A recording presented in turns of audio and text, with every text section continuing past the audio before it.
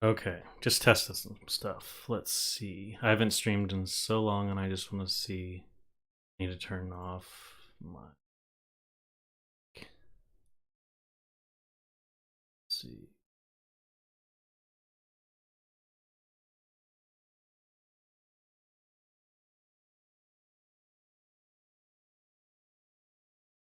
Oh, okay.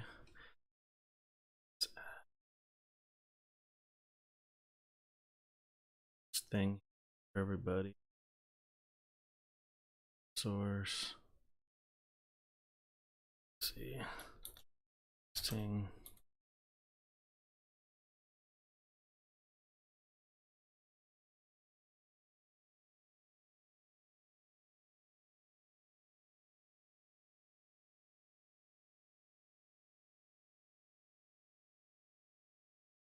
Hey Benjamin.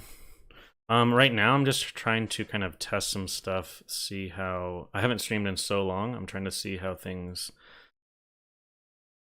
are going and looking on my end, and then things are good. I mean, I kind of want to start talking about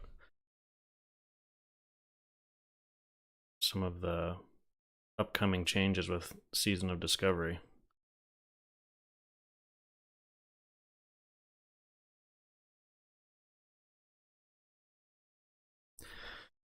Okay.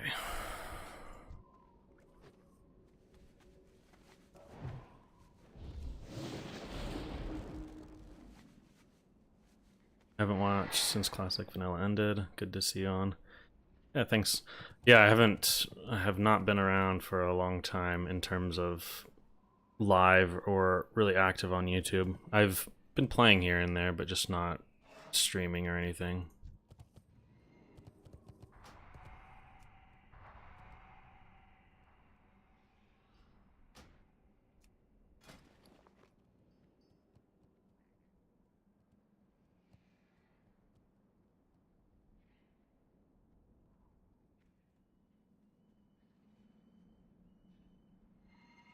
Right now I'm on White Main, so just on the Era servers.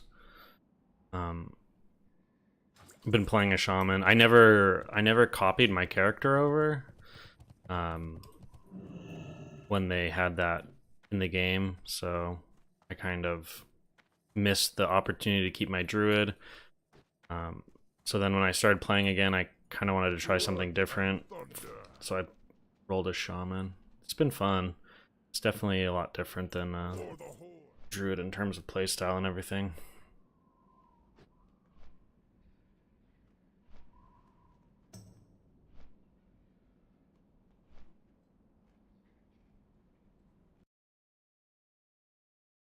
Let's see. I also want to add.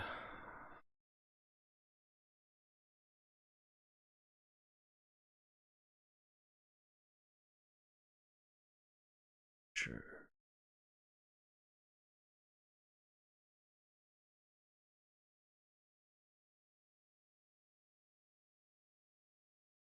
You've been playing hardcore, casually leveling a troll warrior. Nice. Yeah, I mean, I I enjoyed hardcore. I didn't play on. I haven't played on any of the official servers. I was playing, back when people were just doing it on Blood Sale. But I kind of got burnt out on it just because there's so many things in the game that I like to do, whether it's like trying solo dungeons or PvPing or all that kind of stuff. And I just felt like I was always worrying about dying and stuff. So it kind of made me not play the full game, I guess, if that makes sense.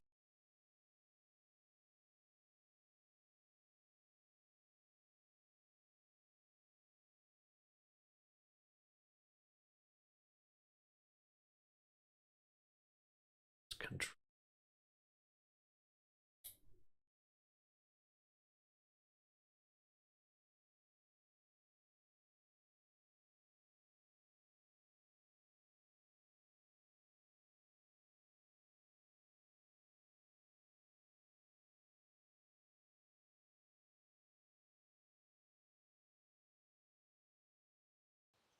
Okay. Got into Druid because of you and Skarm. Yeah, Skarm. I used to watch him a lot too. He hasn't really been around much lately either.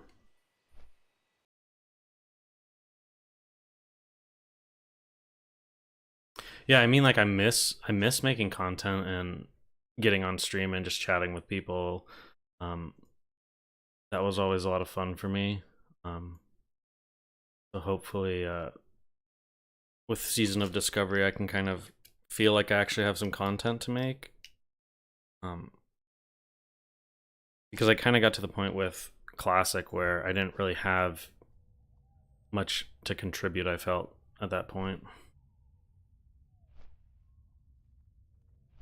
He had some serious legal stuff to deal with and public consequences.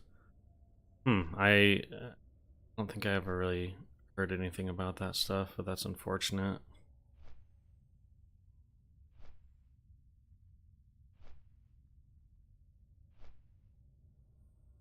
Try out different classes, probably a lock. Yeah, Warlock looks like Warlock looks like it's gonna have some crazy changes. I mean, just looking over um, some of the different changes for Warlock and whether it's the tanking aspects or um, kind of being able to do a lot more DPS as like as like fire. I don't know. Warlocks look crazy. I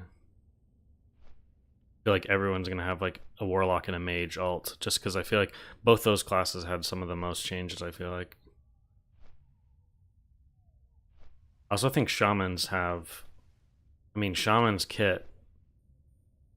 If if you're talking PvP, shaman's kit is pretty busted in terms of mana regeneration and everything. And like classic is such a mana intensive game. Like you have to so much of your decision making is around mana and downranking spells and everything. Um, so I'll be interested to see how that plays out in the end, because you can get like the shield block one, which is like gives you mana back on successful blocks. And then you have like water shield, and then you have like shamanistic rage, which is also reduces damage you take. So I feel like in PvP it's really, really strong. Not sure about priest. Shadow priest don't seem to get much. Shadow priest has a lot of like things that will make them better in PvE, like with multi-target dotting and some more AoE stuff, which will be nice. But in terms of PvP, they don't really have a whole lot. I bet what you'll see is a lot of Shadow Priest kind of take some more hybrid abilities for PvP situations, and it'll be interesting also to see like if a lot of those spells will kick you out of shadow form if you use them, like some of the ones that aren't so focused on damage dealing. That's one of the big issues playing shaman plus totem management. Yeah, totem management is definitely frustrating. I just wish, like, even if they didn't have the totemic recall, or I forget what it's called. It's the one where you can set down all your totems. Even if they didn't have that, but they just had one that you could destroy your totems, even if it was for no mana back or whatever, that would be nice, just because I hate having to re-drop totems, especially like in raids. Just re-dropping totems because you're at risk of pulling something is extremely frustrating. Hey Aaron, yeah, it has been a while since I have streamed, that's for sure. I'm trying to just test some things out, see how audio quality is, try and kind of like tweak some stuff before I start streaming more often, because I really want to stream like Season of Discovery. I just think it would be a lot of fun, and I think it'll be fun to be able to kind of be live and be able to share stuff with the community as we play. Like if someone finds out where one of the runes is, they can kind of share it on the spot. We can go discover things, and I don't know. I really like how they're doing things with no clue on what's going on until you get into the game.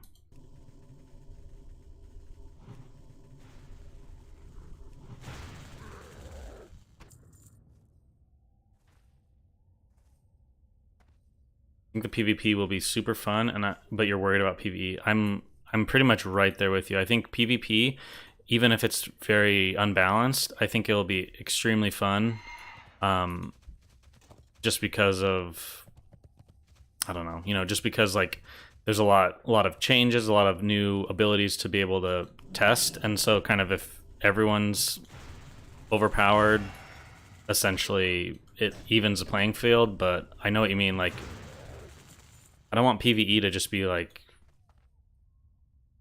I don't know, where you go in and just stomp everyone in 2 seconds and all the bosses fall over right away, and it doesn't feel rewarding. I mean, like, I was watching S-Fan stream at BlizzCon, and he kind of got lost running back to his body, and he soloed a mob in the level 10 raid. And I mean, I do think paladins look pretty strong, but I'm like, being able to solo a mob worries me a little bit.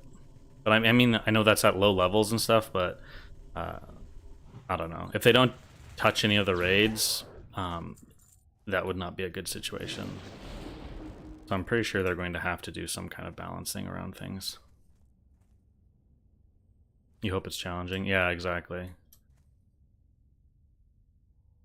Yes, I saw that too, about him DCing on Shaman, and then he just held aggro and everything. Like, I do think tanking in Classic is maybe a little undertuned. Like, I don't think it should be so easy to pull threat off of a tank and wipe the entire raid, but I don't want it to be like, I don't know, you know what I mean? Like, I feel like it's so easy to complain about things, but then it's also hard to be happy with changes as well. Like, I thought it was funny how, I mean, myself included, everyone was so like wanting Blizzard to come out at BlizzCon and announce Classic with changes and all these different things, and then a lot of us are just kind of complaining about things, and so I have to kind of step back and give them props, and how everyone said like, oh, they're not going to do, like, they will never do any changes, it's just too much effort for them, blah blah blah. And then when we get it, we're kind of complaining. So it's like, I think it's good to criticize things if it's constructive and it could lead to, better things down the road, but I'm trying to be remain kind of positive about everything. I feel like the fact tanks have to put on threat gear to have threat. Yes, I agree. Or like you have, like the tank has to make decisions where it's like, okay, I'm gonna have the ability to hold aggro much easier, but I have to like wear items that I'm kind of requiring more healing, or I take more damage, and then it's like on fights where they have to wear like really beefy items or a lot of mitigation, then it's like you have to kind of wait a little bit for the tank to kind of get aggro and everything like that. I think that's fun. Yeah, I think gearing in Classic is really interesting like that, because you're constantly like, no matter what class you have so many different pieces in your bags just to like always be ready for different fights. Hey, bath salts. Watch me a lot in Classic. Yeah, I have not been around for a while, so I'm just trying to test some things, see how stream quality is, audio quality, all that stuff, and then go from there.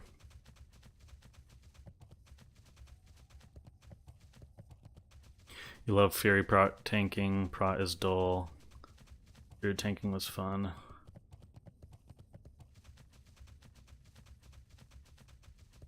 Broken on short fights. Yeah, I think it will be interesting too to see how how the tanking meta goes too. Like, right now it's like, I mean, hey, if there's a bear druid in my group, like, all right, but I mean, like, I'd prefer a really geared warrior. But hey, I'm not going to complain. And it'll be interesting to see if, like, in the future people are like, ugh, a warrior tank, I really wanted that shaman tank. But I do agree that having more classes be able to fit certain roles would be nice. For example, on era servers right now, so I'm on white main. On era servers, like um, I can play a shaman and get groups very easily. I geared this character extremely quickly. I did a few GDKP runs, but I didn't have to pay very much for gear because it's just people don't like healers don't have to pay that much. It's all the melee gear, all the hunter, rogue, and warrior gear is what's expensive. So it's like trying to get into guilds or runs as those characters.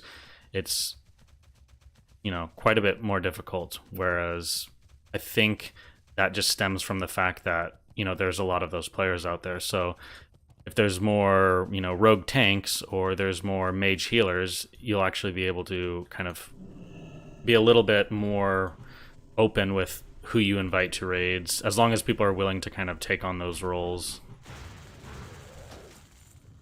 Because I know, for example, like with raiding, I mean, like even in the video I did the other day about the rune system, people were making comments about how like I'm making these complaints, but then I'm actively playing with, or I'm actively doing like a 25 or a 20 man ZG with 8 warriors in the group. And I agree with that. I mean, I think like there's extreme imbalance with classic right now.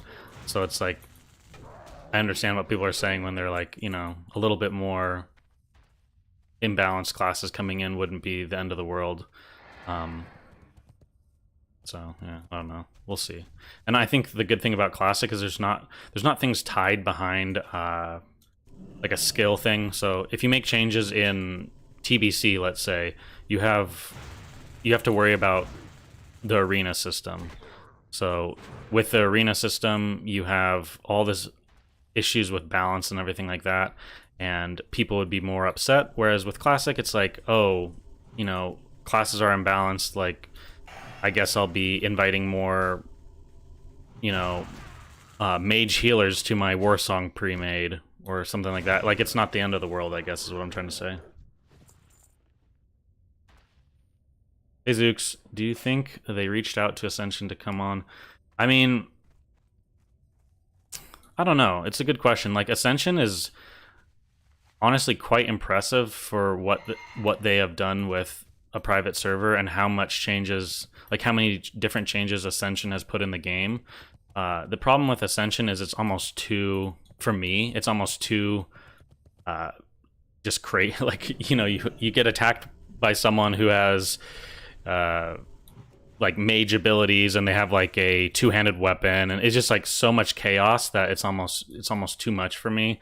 I do kind of like the class fantasy stuff, so whether I do believe they pulled some ideas from Ascension. Who knows if they worked with their team at all or kind of reached out. I would guess that they wouldn't, because that's kind of enabling the idea of private servers. But maybe they poached some of their talent. I don't really know. It'd be interesting to know about that. But I do like how they're kind of keeping it. I mean, they're at least keeping in line with, like, you can't just go out and get shaman abilities as a warrior. So that low levels warrior wasn't great to like 30 plus. Yeah, I mean, just seeing like the part that I cannot stress enough about this is I know there wasn't as many players in the closed betas, but like for me, the closed beta at level 30 was some of the most fun I've ever had playing this game. It could also be because of hype behind, Classic had just been announced. Only certain people were coming into the closed beta, and so people were tuning into the streams, and everyone was like kind of incentivized to go out and take part in all these streaming activities, I guess you could say, like Gurabashi Arena and all that stuff. But that content was so much fun for me. I just had such a good time. Everyone was constantly like out in the world PvPing in the low level zones. So to see the stuff about Ashenvale, I think that it's going to be just probably some of the most fun. I could say that level 25 stuff early on might even be more fun than the late game.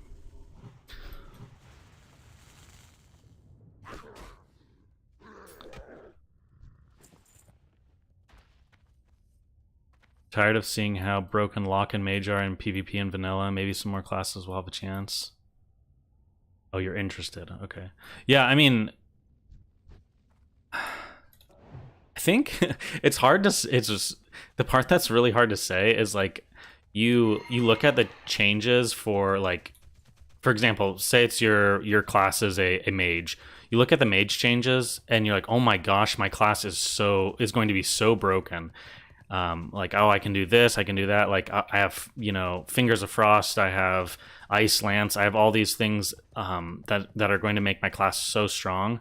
But then you look at changes to, say, a Warlock, and you're like, oh my gosh, this class is going to be so strong. So it's like, you know, what is it? Some saying about, you know, all tides, you know, bring up whatever, blah blah blah. You guys know what I'm talking about. But it's like if you're bringing up everyone, it's kind of like it'll be interesting to see how classes fare with like being overpowered and whatnot. And I also think that I actually want to give Blizzard tons of props in this aspect. Is I think it was so smart to do this in a Season of Mastery. So it's Season of Mastery. It's not necessarily going to be here forever. So they can learn from what they do here. And then if the community really hates it, they probably won't do it in the future. And if there's things that the community just loves about it, they'll probably take that and move that forward into other iterations that they do. And I also think that it's perfect for them to do stuff at level 25 because they're almost beta testing how the classes work. And they can then introduce down the line new abilities for the classes. So, for example, if you look at the Rogue's toolkit, the Rogue is going to continue to be very strong how it is. But if you look at the Rogue's toolkit, they didn't get any kind of magic reduction. Like, for example, they don't have Cloak of Shadow still. So I still think they're going to have a tough time against some of the magic. Like a Shadow Priest, I think will do very well against a Rogue still. A Mage will do even better against a Rogue now with Frost Mages. So I think Rogue will struggle against magic classes, but that's not to say that later Blizzard will feel like, you know, Rogues are really struggling here, you know, at the level 40 cap or the level, you know, 30 cap. We're going to introduce a rune that allows them to take less magic damage or this, that, or the other thing. I do think the rune system allows them to, on the fly, kind of add some things into the game that give it a little bit more balance. So I find that kind of interesting. I know there were clear winners and losers. Hunter and Warrior got shafted. I'll be honest, I didn't look at Warrior too much because Warrior is just not really, I've literally never had a Warrior over level 20. It's just, to me, the class is just very, it just didn't really have a lot of, I just didn't have much interest in it beyond that. But the Hunter stuff, yeah, I can agree. It's kind of, it's like, for example, I think it's the chest slots are like, you know, it's either like, oh, I'm going to play with a pet and have my damage be the same. I'm not going to play with a pet, get an increase in my damage, or I'm going to get some other damage buff based on like if I crit or something like that. So it's like they didn't have as much exciting changes, I will agree. There's some stuff with the melee, but to me the melee Hunter things look more like just some fun stuff that you do kind of here and there, but it wouldn't be like something very viable. But also, as I said, we haven't seen it yet, so it'll be interesting to see. Hunter, no disengage or turtle, forcing them to... Yes, I agree with the disengage. The thing about Hunter, though, and all classes, is we have to understand, too, that Blizzard said these are the runes that will be available at level 25. So they might have found that... think of it this way. Hunters get Aspect of the Cheetah, right? So they already, at low levels, Hunters have great things going for them in terms of movement speed. So they might have thought that, you know, adding disengage to a low level hunter is just going to make them unstoppable. So disengage could be 100% in the works and planned for hunters, but it could just be at higher levels. That's kind of what I've been telling myself about a lot of the changes. Is it might just be one of those things that we have to wait and see. Hunter looks pretty cool. How did they get shafted? I mean, I think, to me personally, the hunter stuff is just like a little, some of it is a little bit less exciting. You know how like when you're going through talent points as like say a warrior, and you get to a, you know, the next layer of talents, the next tier of your talents, and it's just like a raw crit stuff. It's just like, oh, you get to put 5 points into this and it's just 1% crit every time. I feel like some of the hunter choices were kind of like that. It was just more like, oh, your pet's gonna do increased damage or something like that. It wasn't very exciting compared to some of the other like, for example, like priest being able to put up 3 dots on a single, like, kind of AoE spread their dots. There was classes that had a lot more unique play. Like, for example, I know one of the warlock ones that instantly got me thinking was like the Rain of Fire. So the Rain of Fire, it like put down lava essentially, and I believe it did some damage, but then it also increased your fire spells. So it's kind of like, oh, like, will they be weaving this into their rotation to increase their fire abilities? It just kind of gave more depth, where I think some of the hunter stuff was just a little bit flat.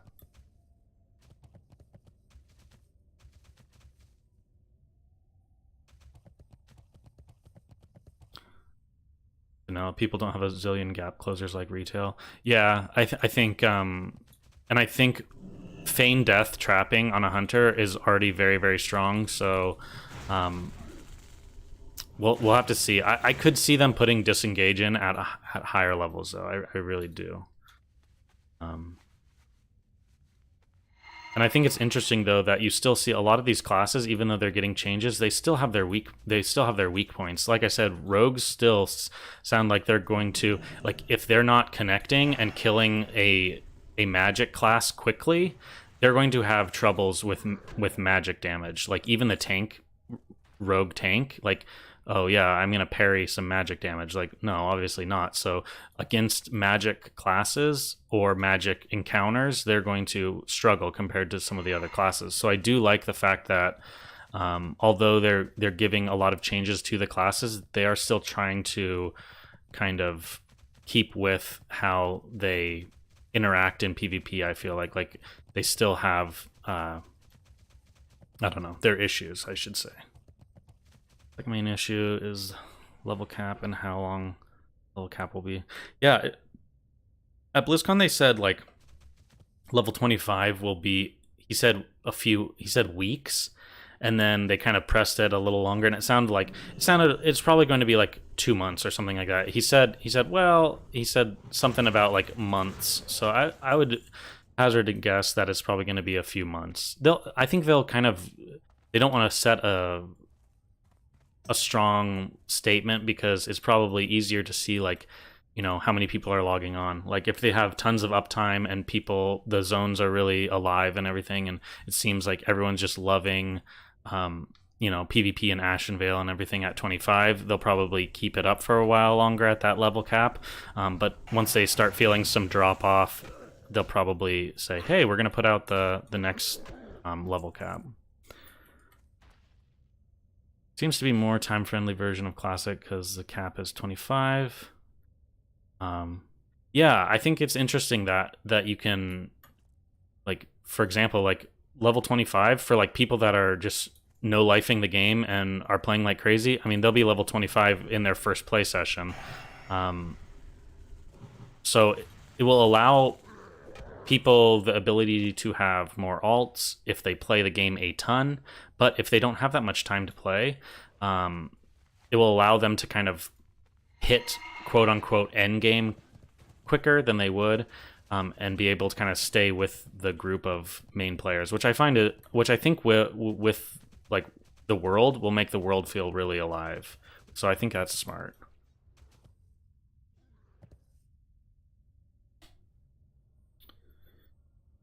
only a few weeks, maybe a month. Yeah, it sounded like it was something in that range. Caster talents felt the most enjoyable.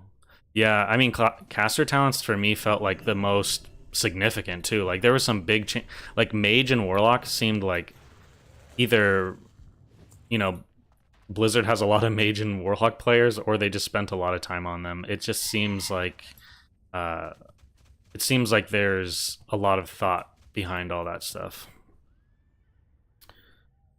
Hey, do you think a hybrid resto balanced druid will be strong in PvP, like an aggro druid? Oh, an aggro resto druid. Yeah, I mean, like I think. So I did record a rune video for druid that I haven't put out yet. But in that video, I kind of talked about how I think the druid. Well, we can just take a look at things. Okay, let's look at this.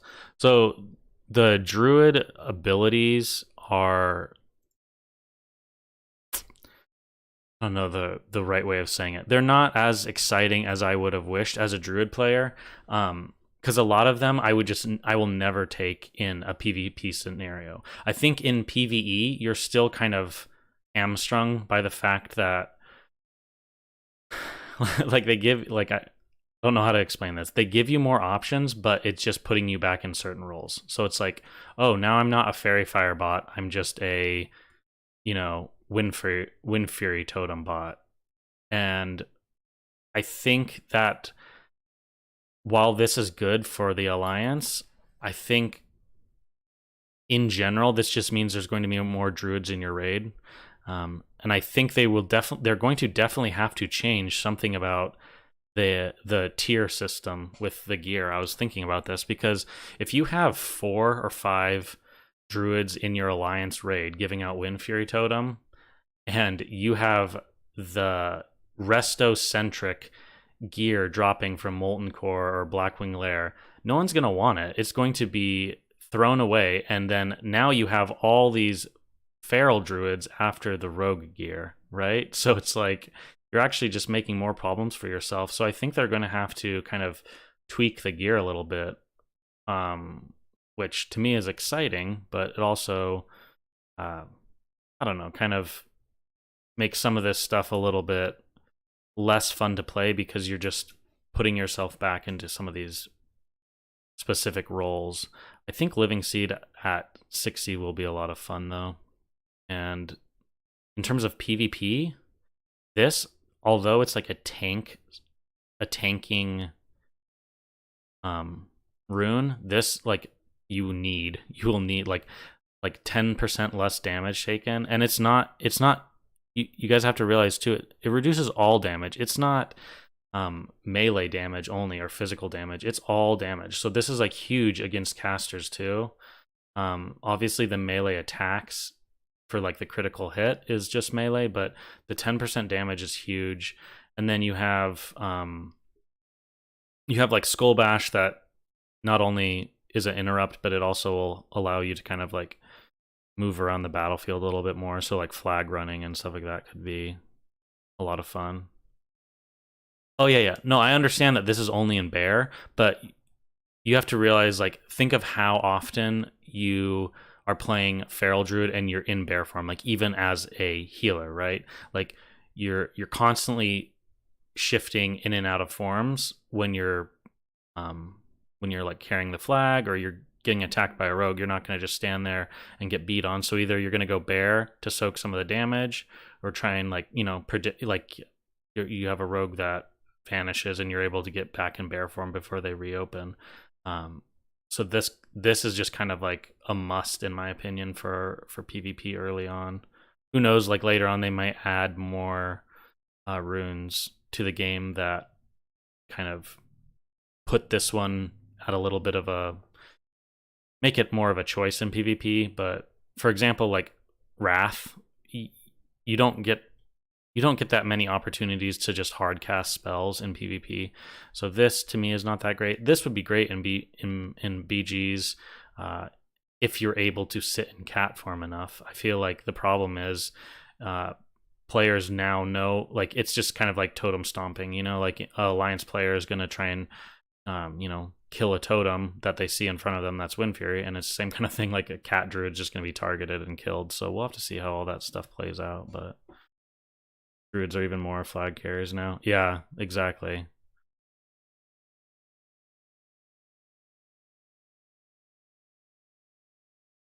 Survival of the fittest is insane. Yeah, and this, guys, is exactly what I wanted to.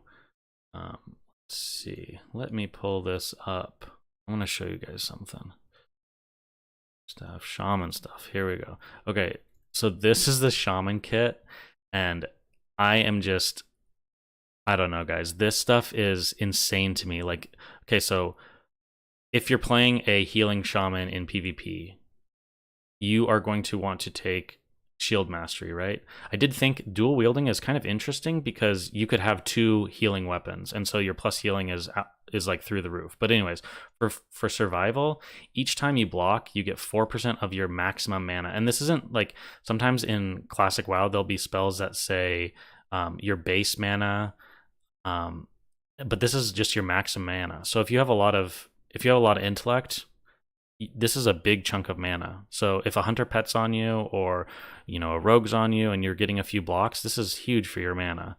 And then it's also just increasing your block chance and block value. So this is just good overall. But then what's crazy to me is down here, like with different choices that you could make. Like if you wanted a PvP as a healer, because you have to realize the talent tree is separate. So you could be a feral druid and have healing runes, or vice versa. You could be a healing druid and take some feral runes. But with the shaman stuff, this rockbiter stuff is just crazy. Like you get 30% increased health, and you take 10% reduced damage. So you have a shield on, you're getting this block chance. You have this, and then you have something like Water Shield, and your mana is through the roof. And then if you didn't want to go Way of Earth and you picked up Shamanistic Rage, you're getting, again, 20% of your mana regeneration every 15 seconds. It's crazy to me. And this ability, I went back and watched some VODs. I believe it lasts 15 seconds, and it's a 1 minute cooldown. I know it doesn't show here, but it's only a minute cooldown. So not only is this 20% less damage, but it's also giving a huge chunk of mana back. And in PvP, and just in Classic in general, mana is such an important thing. So to me, looking at the different ways you could play classes in PvP, Shaman with some of these changes are like Water Shield and Shamanistic Rage. I just feel like mana stuff is going to be crazy for Shaman. So that's one thing that I noticed, like to the point where I would be taking these, over Earthshield probably. Like Earthshield has its place in like in Battlegrounds, but like smaller, like if you're just like with one other player and you're out in the world, or you're just PvPing all by yourself, like I would take some of these mana cooldowns more so than some of the more offensive healing. So. But I think Shaman, the cool thing about Shaman's runes that I've seen so far is they actually make you kind of question things. Like Healing Rain would be really good on encounters where players are going to be kind of stacked up. So, what would be a good one to think of? Like for example, you wouldn't want Healing Rain on like a lot of the fights in AQ because you're so spread out. But a lot of the boss fights in BWL, you basically are stacked right on the boss. So Healing Rain is actually really nice. Whereas Overload, with the 30% chance of like smaller heal going off, you probably wouldn't want to take this as much in those situations where people are stacked. But I don't know. I do think that I know a lot of people have been complaining about dual wielding. And I do agree. I think it would be cool to have seen something that was just like, really, because I don't really care about enhancement shamans as a player myself, but I know there's a lot of people out there that play shaman specifically for those giant crits that they get with a two-hander, and seeing this and lava lash and stuff is kind of I don't know. A little. I can see why people would be a little bummed out by that.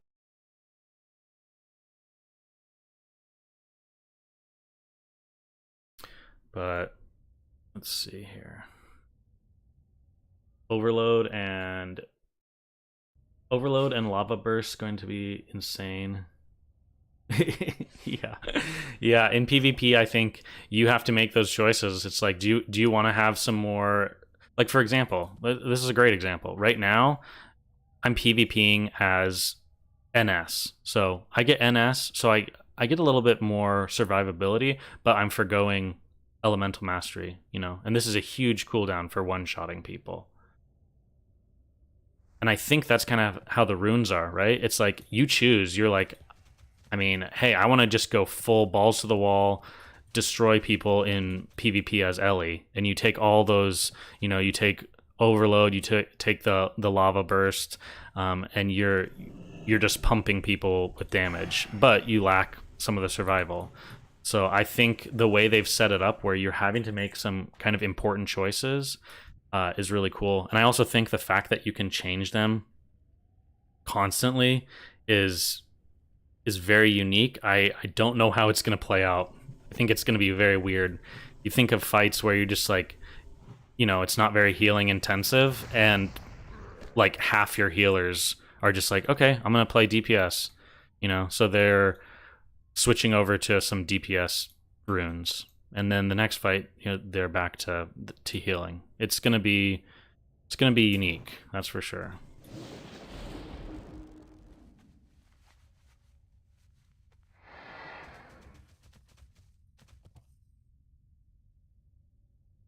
Feel like Feral needs some sort of AoE DPS. Yeah. Yeah, I mean, it's you see rep pallies get like a cleave kind of. It would be nice to see Ferals get some kind of um and they might, but right now we just don't see anything. There's no downside to taking tank stuff in PvP. There really needs to be. Yeah, I mean, the problem is you're going to have some beefy boys, but the thing is like if you're taking a bunch of defensive cooldowns or defensive, you know, passives for your runes, you might be very strong, but it's like one of those things where we don't know how things are going to feel yet. And I keep having to tell myself that. It's like, oh, you know, 10% reduced damage at all times as a shaman. Like, that's crazy. 30% larger health pool. But you might play and be getting one shot by, you know, an Ellie shaman. Or you might be getting one shot by some crazy arcane burst mage, you know? And then those talents kind of go out the window. Or they're more situational. Your first class is going to be a Holy Pally, but Resto Shaman looks pretty busted.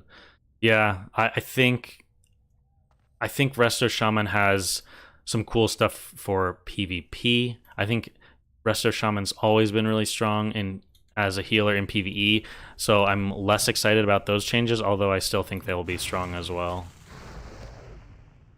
Glad to see you back. Hope to see you stream more. Yeah, Craig, my plan is to stream probably pretty much every day up until launch, and then I'll stream at launch too. The hype is back for me. I'm excited about all this stuff, so I actually finally have some content to make, so that'll be exciting. Because a lot of the main reason I like this game, and this is stuff that I just do on my own time, is I just constantly like to think about different. It's just kind of like how I am as a person, kind of looking at all these different creative aspects of WoW, trying to do different solo stuff. So with Season of Discovery, even though maybe some of it isn't how I would have envisioned things going, I think I'm pretty happy overall with how they've done stuff, and I'm just excited to kind of get in and actually get to kind of discover new ways of playing or new setups. For example, like I've played Ascension. I made a ranged like hunter build where it was stacking tons and tons of agility and all I had was agility. But then I went, and this was Ascension a while back. I don't know how it is now. This was like in 2019 or something. But I had all agility, and then I got the healing talent in Feral Druids where it like converts your agility over to heals. So I would just like survive forever with rolling hots on myself, but then I would also be pumping out tons of damage as like a ranged hunter build. So I've always loved kind of being able to come up with some unique builds and kind of see what other players are playing. And I think that's what a lot of people like about Ascension. So I do think that even though it does seem that Blizzard's kind of more or less stole some of Ascension's ideas, I think Season of Discovery will be a lot of fun. Plan on playing Arcane Frostmage in PvP. 100% of my damage heals me. It's gonna be insane. Yeah, I know. It's gonna be it's gonna be weird the first few months trying to like figure out, you know, you'll attack some player and you're just gonna get one shot or just absolutely destroyed by someone, and you're gonna be like, what is he playing? So I do find that exciting. And I wonder if Blizzard's gonna do, because we haven't seen any. We've seen some people duel, but we haven't seen any like PvP, right? It'll be interesting to see if there's any way for someone to get an idea of. I don't think they will. I think it's going to be completely like going into something blind. You'll just have to be like, I wonder what runes he's playing, you know? Which will kind of make PvP a little bit more in the dark, essentially. Your friends are hating on it, but I bet they'll play it. Yeah, I think there's, I don't know. There's a difference between hating on something and having complaints or criticisms, because I think it's good for, if people don't like something, I think it's good for people to speak up and say something, because that's going to make Blizzard change things down the line. But I think that it's one of those things where it's hard for us to complain before we've even played it, you know? I myself was complaining about things. But I will be the first to admit that I think we as players need to kind of delve into things, see how it is, see if it's fun. And I kind of think that's literally what Blizzard is using this season for, is not only is it a season, I know the name Season of Discovery works well for you know, how the game mode is going to play with us discovering runes, but I also think Season of Discovery is a good way of them just discovering how they want to move forward with Classic. So I really agree with, at BlizzCon when SFan was saying that he thinks they're treating it almost as like a beta, I really do agree with that.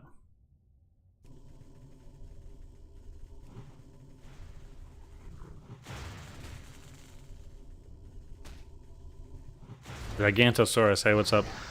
You're personally excited for a fresh server and new things to discover. Been excited for WoW since... Yeah, I know. I'm very excited. Initially, okay, so I'll be completely transparent with you guys. When they announced stuff at BlizzCon,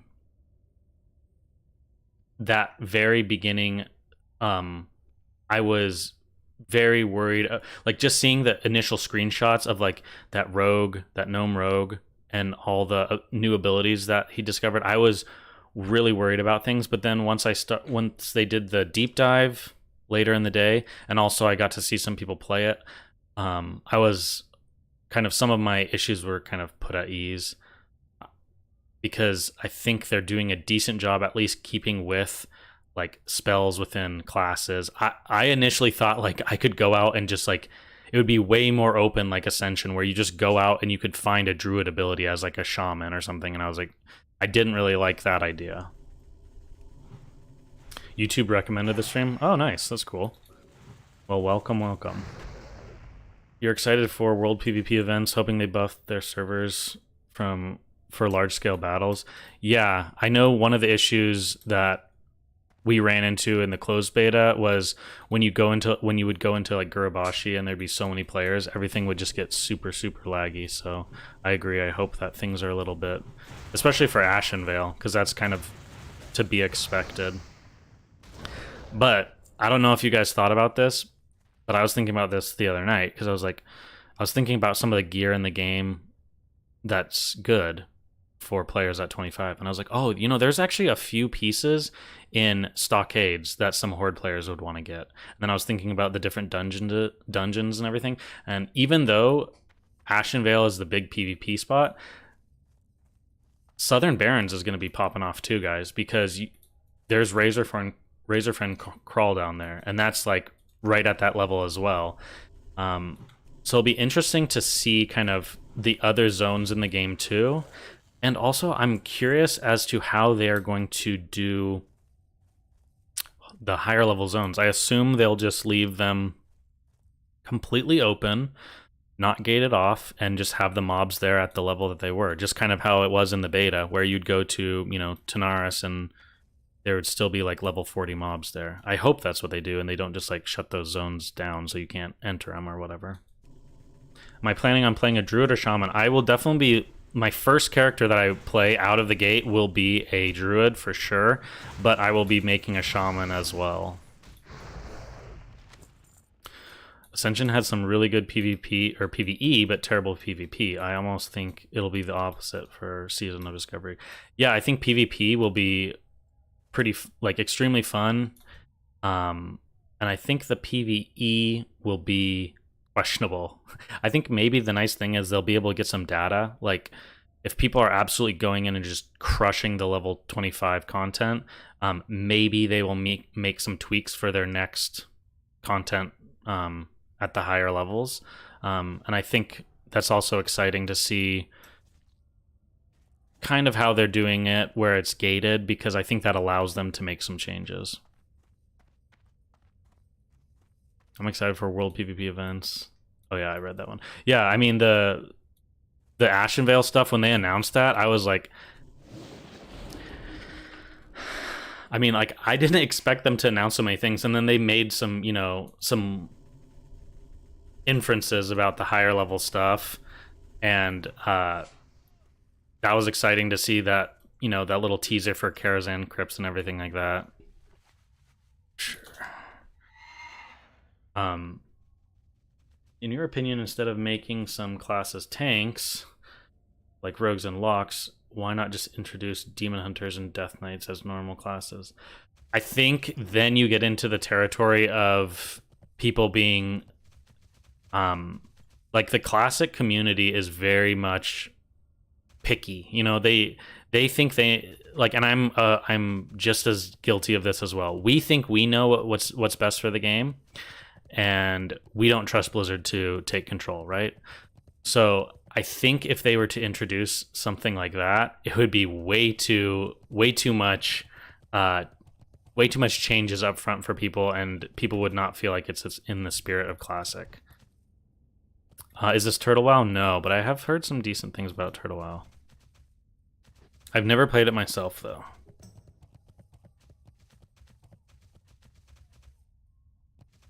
This is Whitemane on Classic Era servers, and we will be playing Season of Discovery once it comes out in, well, let's see.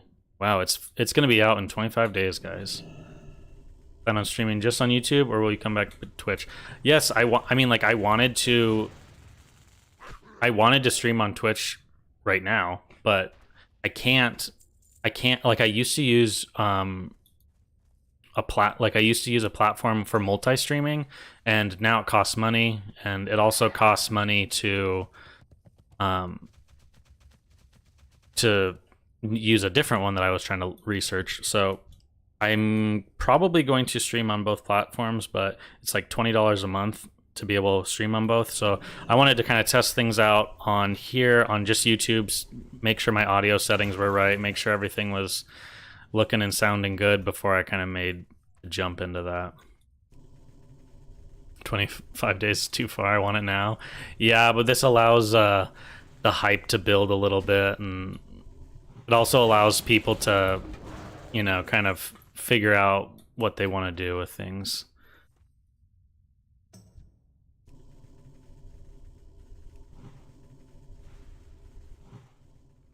But yeah, I don't know if you guys know Solheim, but he makes content on YouTube as well, and I like to watch his videos and stuff. And I thought it was funny. A few months back, he made a video on content creation and like explaining to people that like people will kind of claim that people on YouTube are making content for clicks or for money or whatever, but like you guys have to understand that YouTube, unless you're a pretty big channel, YouTube is paying you next to nothing, which I am totally fine with. I 100% make content because I enjoy it, and you know that's why I stopped making content, because there wasn't anything that I wanted to make content on, and that's why I'm back now, is because now I feel like there's some stuff that I could talk about.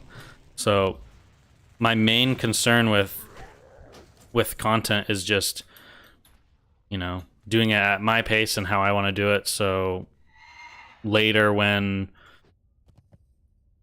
I get kind of burnt out on WoW in the future, I probably will kind of do the same thing I've done in the past, where it's just like, all right, I want to stop making videos for now. So I have no intentions of making content just to make content. I'll be here as long as I'm having fun with Season of Discovery, which hopefully will be a while, because it seems like it's going to be some good fun, especially with the PvP, which is one of the things I loved.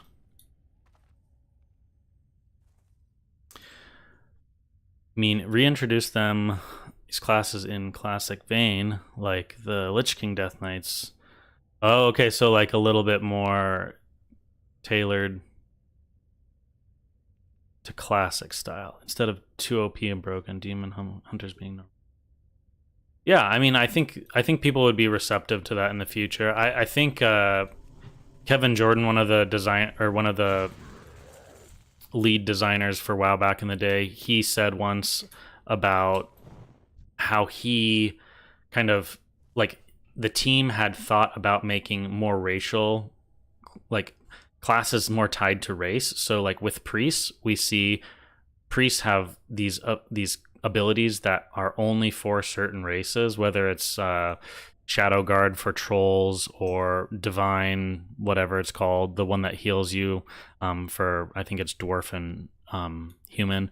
But they kind of had talked about doing that for some of the different classes. Like they had said they wanted to do like Night Elf Warrior might be able to do more of the, you know, Demon Hunter stuff. So they should rebalance racials without the use of runes. Feared Warriors, please. Yeah, I mean, yeah, I've spoken on racials in the past. I do feel like it's kind of frustrating that you feel like, for example, this troll character, it's like, should I have made a orc for PvP? Probably, but I went ahead and just did a troll because for PvE, berserking's really nice. And I kind of wanted to do something different. But yeah, the racials definitely play a huge part in this game, which is kind of a little bit frustrating, because I feel like it would be nice for the races to feel a little bit more just like a choice that you're making, not to min-max.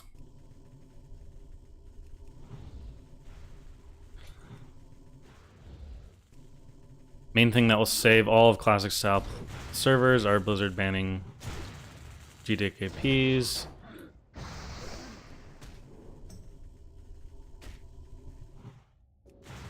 They're the lifeblood of the black market. Yes, I mean, like, I totally agree. The fact that I can sell 4 fell cloth for 150 gold is a little ridiculous, but that's just how inflation has gone with gold. Like, if it's a hard topic to discuss, guys. Like, I don't really know. It's like, you know, when you talk about something in the real world where there's like a pressing problem, and you'll have somebody that gets upset about something, but they don't offer any solutions. I feel like that's kind of where I stand. Like, I can complain about it, but I don't really know what the solution is for because you can't really just outright ban GDKPs. They'll find, like, players will find a way around it, and it's a hard thing to figure out what would be the best way to do it. Because I really do think that although I dislike GDKPs, I do think that there is a slight there is a benefit to them. You have to realize, like, if if you get very good gear, there's no incentive for you to go back into ZG, right? However, if you can go into ZG and you can get a big payout and it helps pay for your consumes, then someone's like, I'll do a ZG. So then those players that have bad gear or are just early gearing up and they're trying to like do those older dungeons and everything like that, like, there would just be no one ever trying to fill groups for them. So it's a double-edged sword, right? It's hard to say what's the best approach to things. And I don't even know. We'll see with Season of Discovery. I honestly don't know how they're going to do world buffs, how they're going to do late game dungeons, late game raids. I don't know. We'll have to see on all that stuff.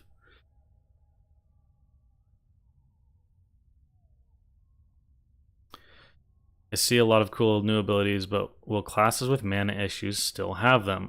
I think they're gonna have to do some tweaks throughout time. But for example, it looked like when I was watching SFan stream, Ret Paladins, their mana issues seemed like almost nothing.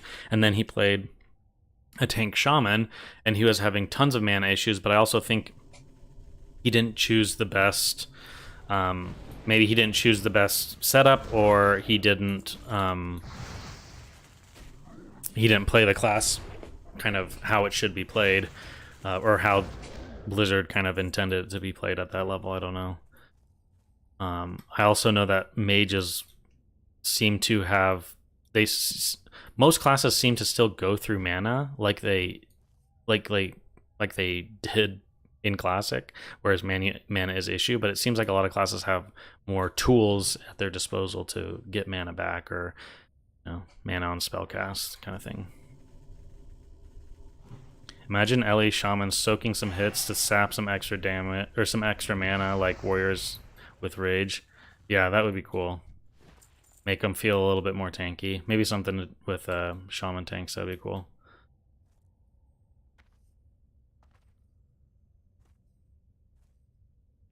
I hope they expand endgame PvP too, apart from just grinding ranks. Yeah, the AV meta is not something that I really enjoy personally as a player, and that's kind of what the game has turned into right now with ranking. And it would be cool to see them take some of the different zones, as like they stated Ashenvale, right? They're like, oh, Ashenvale is going to be a PvP hub. We're going to have all these players come out, and Ashenvale is going to feel kind of like an end game zone. It'll be interesting to see if they do that when, say the next level cap is 40 or 35 or something like that. It'll be interesting if they do that with another zone.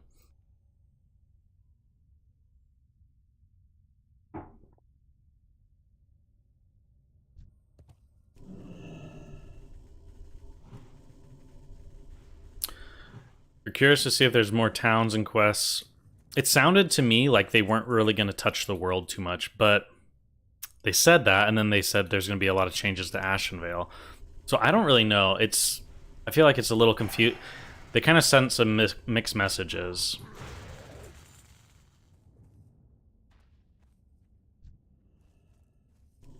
Yeah, actually, now that I'm thinking about it, I don't even know, because they said that Ashenvale is going to have some, like, it's going to have a mount for that zone that you can get. It's going to have like PvP rewards. So those are some pretty big changes. And then they also said, like, oh, you're going to go into the world and it's going to be the same Classic. You're going to do the same quests.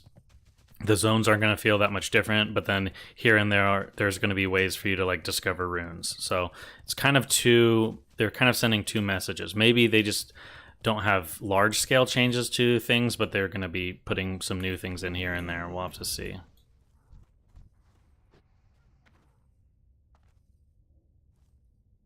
don't join a guild that does GDKP. Don't know how much that solves.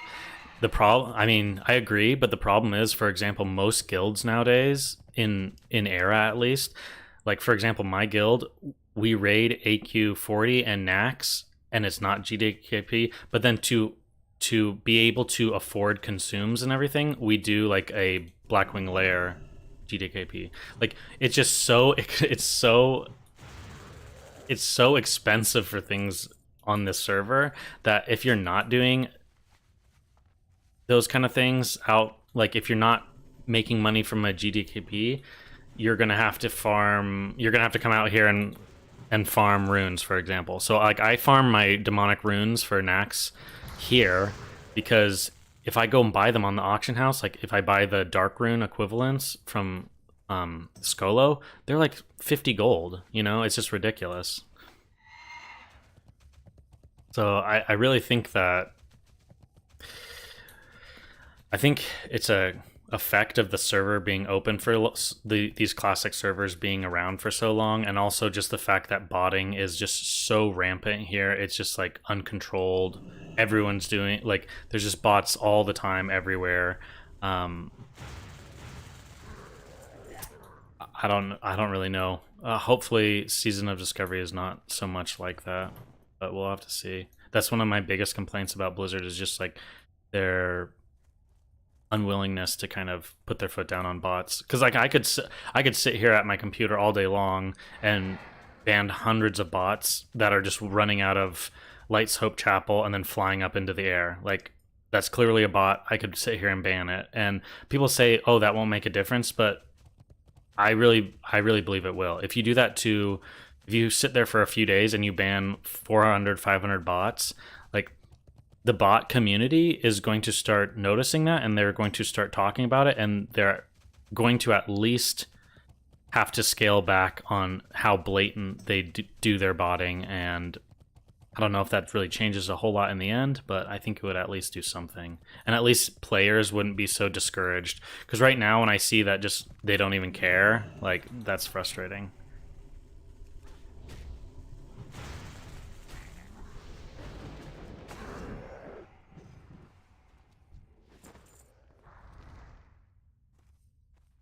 How good do I think Druid tanks will be in Season of Mastery? I feel like they're going to be strong. They seem like they seem like they're probably going to be on the level of like they were in TBC. They have like most of the abilities that they have look like at least at 25, I'll say. It looks like kind of the same kit that you'd get, like Lacerate.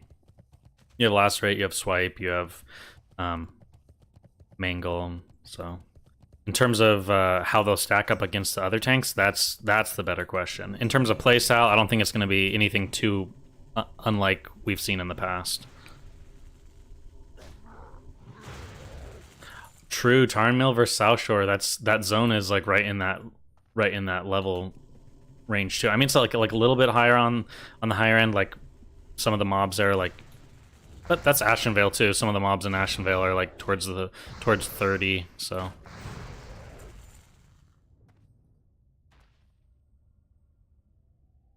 Yeah, I'm curious to see how they'll do the mount in the 25 zone in Ashenvale, because you have to. I don't know if they're gonna. My assumption is they're going to recolor a wolf for Horde, and they'll recolor a one of the cats for the Alliance. Just because if they introduce something kind of too new, the problem is it won't look the same with their high polygon count and everything like that from more current game stuff. Like even the, what was it, TBC pre-patch, when they introduced that Warp Stalker mount, I felt like that kind of looked even out of place. It'd be cool if they got rid of BGs but turned different zones into different zones of Azeroth into BGs. Yeah, that would be tons of fun. I wonder how they would do that though, like in terms of like, because I feel like the only problem that I foresee with that is like with realm population balance. We'll have to see kind of how that happens. Yeah, STV. I feel like STV is their plan for the next. My guess is they said Nomer, or they kind of had some Nomergon leaks, so I could see that the next level cap is 35, and that also puts like STV as a zone that like you could wander around in. So I feel like STV will be like the popular zone for the next phase. But we'll have to see. I don't know. There's so many crazy things that they have the capability to do. But the nice thing, if they did 40 as the next level cap instead of 35, is you'd also be able to get your entry level mount, which is kind of cool.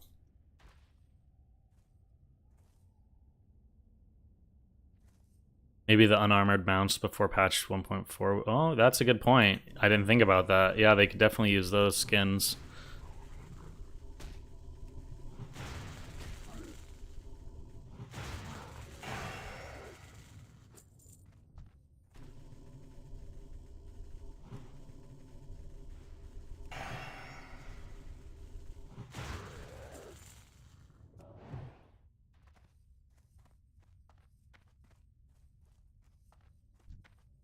The red raptor. I think the ivory, the white one is the white raptor. I think is the best.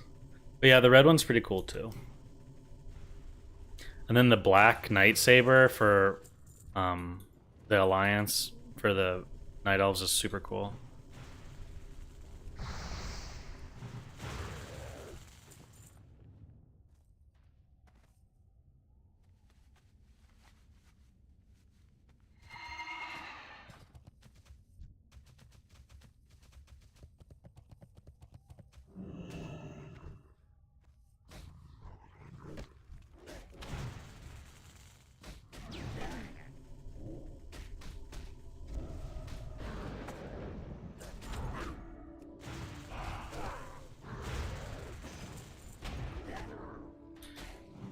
Dang, that mace is proccing like crazy.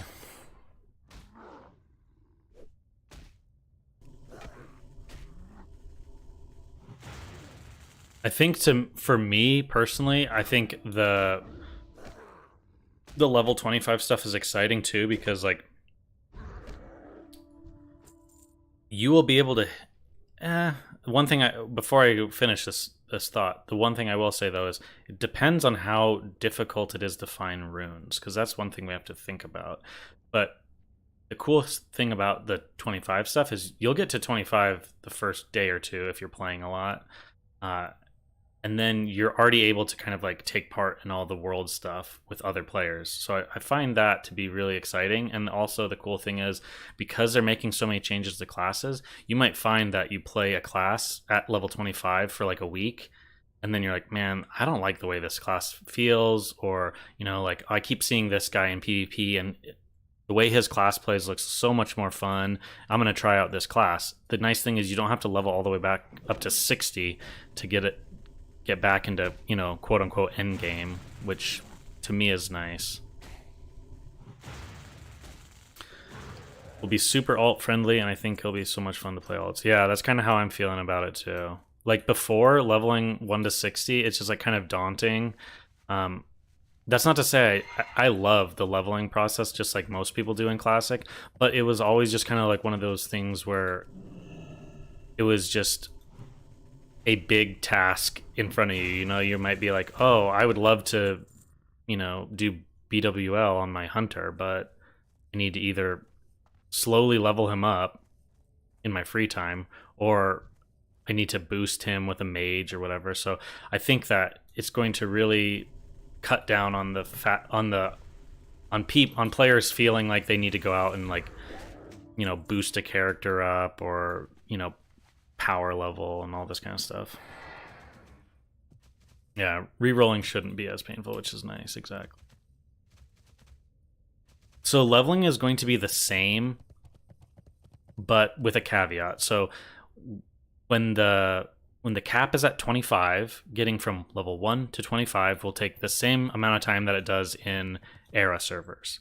However, once they raise the cap, say to 35, then level 25 to 35 is the same normal speed, but from what I interpreted of what they said, level 1 to 25 will be faster now, and it will just keep increasing to the point where it sounds like, once the final cap is on, it would just be like those final levels that you have to, level at the same speed.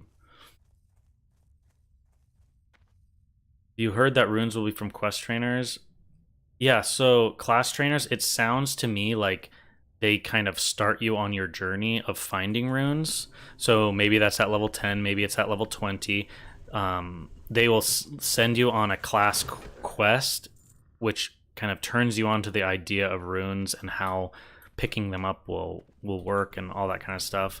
But essentially, after that point, it sounds kind of like it's hands off.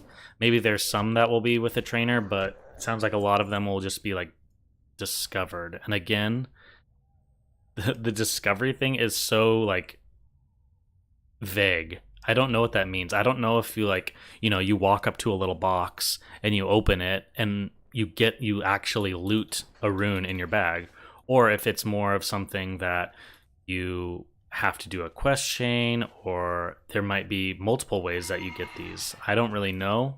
I guess kind of that's the beauty of this all, is we're all gonna have to discover it on our own or as a community moving forward, which is pretty cool. Like that's gonna be one of my big things that I do as I stream. The first day that I stream, I'm going to more than likely speed level to, like, and I say speed, like I will be leveling to 25 as quickly as I can. I'm not going to stop and do professions and stuff, because I'll have plenty of time to do professions at level 25. So my goal is just to get to 25 pretty quick, and then just kind of like go out in the world and attempt to find runes and everything with you guys, and also just with the community, and just try and figure out where things are. Greatest fear is how trivial the leveling experience will be with all these new powers. Yeah. Yes. I mean, like, I know what you're saying. Like, you want the world to still feel dangerous. And I don't know if that will be the case. I don't know if they're going to be doing tweaks to... I don't know if they'll tweak mobs. Hopefully they'll at least tweak mobs in dungeons and raids. I can't imagine doing a 60 raid with players that have all these different powers, but I don't know. We'll have to see. Honestly, it's a cool concept. Some spells need to be discovered instead of learned. Everything from a class trainer. Yeah, I think it'll be cool. It also... I wonder how it'll be if you want to make... I think you'll probably just have to get everything again, which isn't bad, but maybe there'll be some runes that once you unlock, you can wonder. I hope you can't buy or sell any runes. That would be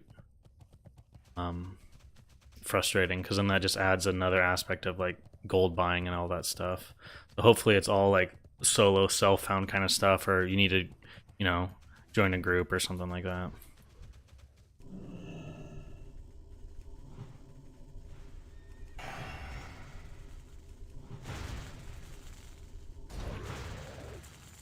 Alright, I want to get one more rune and then I'll go do some PvP.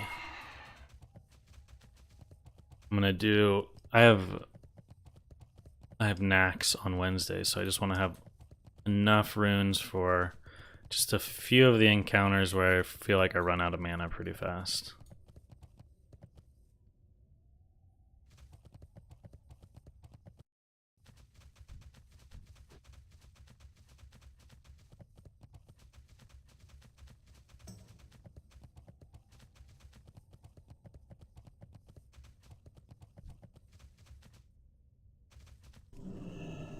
I also wonder if there's going to be some kind of...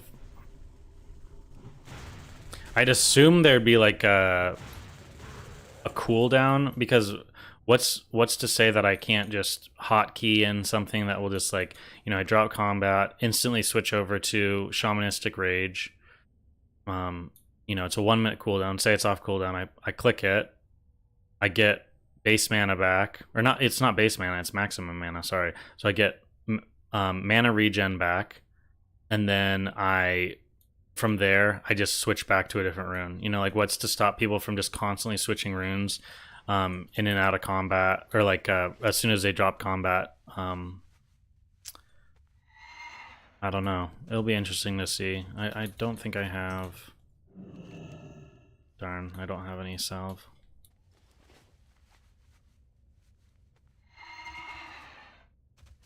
I'm on white main. Yeah.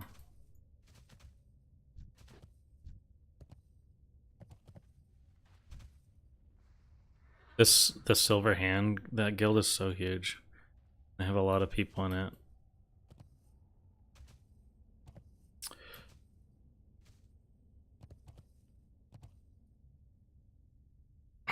Don't know how popular is this with other people, but I hope you can only change your runes in towns. In Legion, you swap legendaries in and out all the time. Oh yeah, I do remember that. Yeah, you'd have like glove legendaries or whatever, and or a ring or whatever, and you just swap them. But yeah, I do kind of wish that, I don't know. I feel like having a cooldown is just annoying, because then what people do is, like, if you're doing it between like raid bosses or something, like the guild will just be like, okay, we're gonna log for 5 minutes until we can switch runes, you know. So I don't really think just having a cooldown, but I'd say maybe here's what I'd say: if the ability has a cooldown, so say like Shamanistic Rage has a 1 minute cooldown, I think like when you put that rune on, that cooldown is there, like that 1 minute cooldown, because otherwise I just feel like I would swap out every minute, you know, like I'd run with a passive rune for a minute, and then I'd swap to Shamanistic Rage, use it, and then I'd swap to a passive rune, you know, like there would be no reason not to do that to like min max and stuff.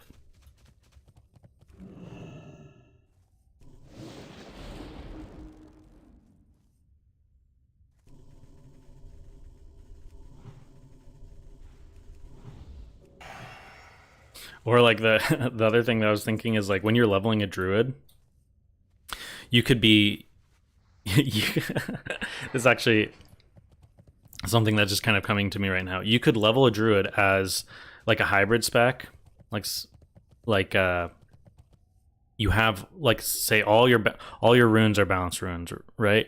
You go and you kill like 4 or 5 mobs, okay? And then you're almost out of mana, but instead of sitting and drinking, you just swap runes to feral runes, and then you just go into cat farm and you kill a few while you let your mana regenerate. And then once your mana is back to full, you swap over to balanced runes, kill some as balance, and kind of vice versa.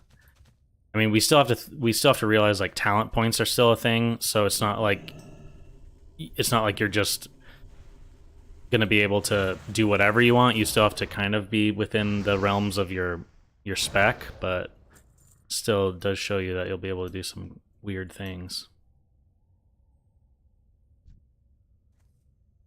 Warlocks discover Book of Medivh and I'm an Archimon. Yeah, wouldn't that be something? I do hope there's some really, like, I hope Blizzard, you know, they said all this stuff is going to be kind of like secretive and the discovery process is on the players. I would love to see at max level, when they finally get to 60, some really, really unique runes that, like, people constantly talk about, like paladins and the Ashbringer and corrupted Ashbringer, and like, oh, what if you could actually like have a quest line where you like cleanse it? But it'd be cool if there was a rune for like maybe like 1 or 2 runes per class, where it's like a much more lengthy process to unlock just some kind of like, I don't want to say like ultimate rune, because then it'd feel like for your class to be good, you'd have to go through that process. But it'd be cool if it was some kind of, you know, kind of unique rune that you could unlock. What am I going to play as Druid? I I'll just level it as feral, and I probably will play at 25. I probably will play feral because I don't really think there's not really, I don't know, like there's not. Let's see here. There's nothing really exciting in the first few.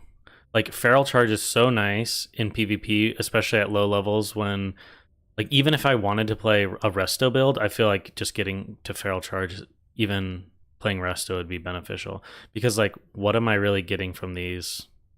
You know, not a whole, like, this is big, but beyond that, I think just going here is what I'll do at 25. You could argue something with like Omen of Clarity. I don't know. Balance is kind of good too. It's hard to say. One thing I will say is I don't really think. Oh, but then you get insects one too. I don't know, guys. I don't know.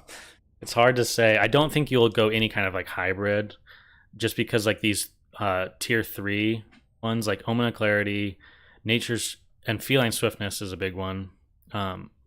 But these ones down at the lower tiers are so good that I don't think you'd want to like mix and match at 25. But you think 11 and 5 will be good. So you go this, and then this. Like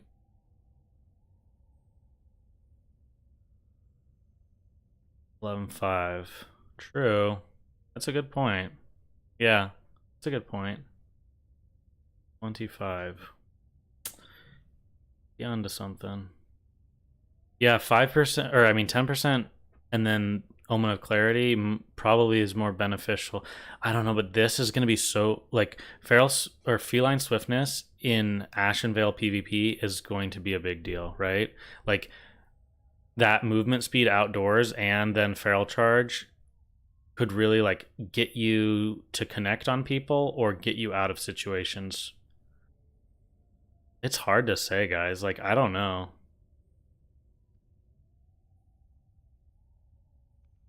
I don't really think there's any other classes that have like any. Let's just go down things real fast. Like, I don't think many classes have. Ooh, Last Stand. I don't. A warrior playing like a Last Stand like dual build would be kind of nice. But I was just trying to see if there's any classes that have like really game breaking abilities at that level. Inner Focus is nice.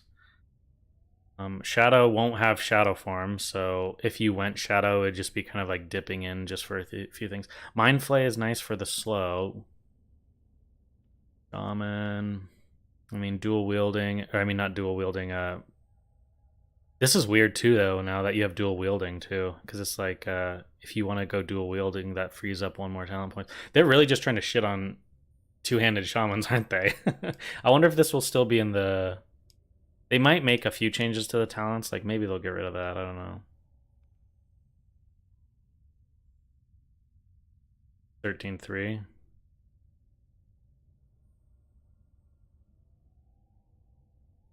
Oh yeah, so you pick those up. Oh yeah, just for the rage. Yeah. Otherwise, you for the feral charge, you have to just either you had to have been building rage before you're going to use feral charge, or you're going to have to go in. You're going to have to use enrage, and you're going to have to wait a few seconds for it to kind of build up a little bit of rage. Disc Priest is going to be pretty strong. Yeah, I mean this too is really big. Inner Focus is big, but then also the mana regen, like while in combat. It'll be interesting to see. Well, let's look at the talents for a second here, guys, and then I'll go look at we'll look at the runes together. But yeah, this is the kind of stuff I love to do, is just like look at the different classes. I was like looking on, I know there'll be different items within the raid at level 25, but I was looking on 60 upgrades at just like the different gear, like the different pieces of gear you can get at level 25. Like if you get a group and you go into Nomergon, you can complete that Nomergon quest that gives you the really, really good agility pants. So that will be huge for like druid, rogues, hunters, and stuff like that. Even a shaman would love those pants. Also, I can send this spec. I'm gonna play on my mage. Yeah, I don't know. Can you link? I don't know if you can link in YouTube. I'm not sure if you can. You can go ahead and try. It might say that you can't. This priest is gonna be a priest.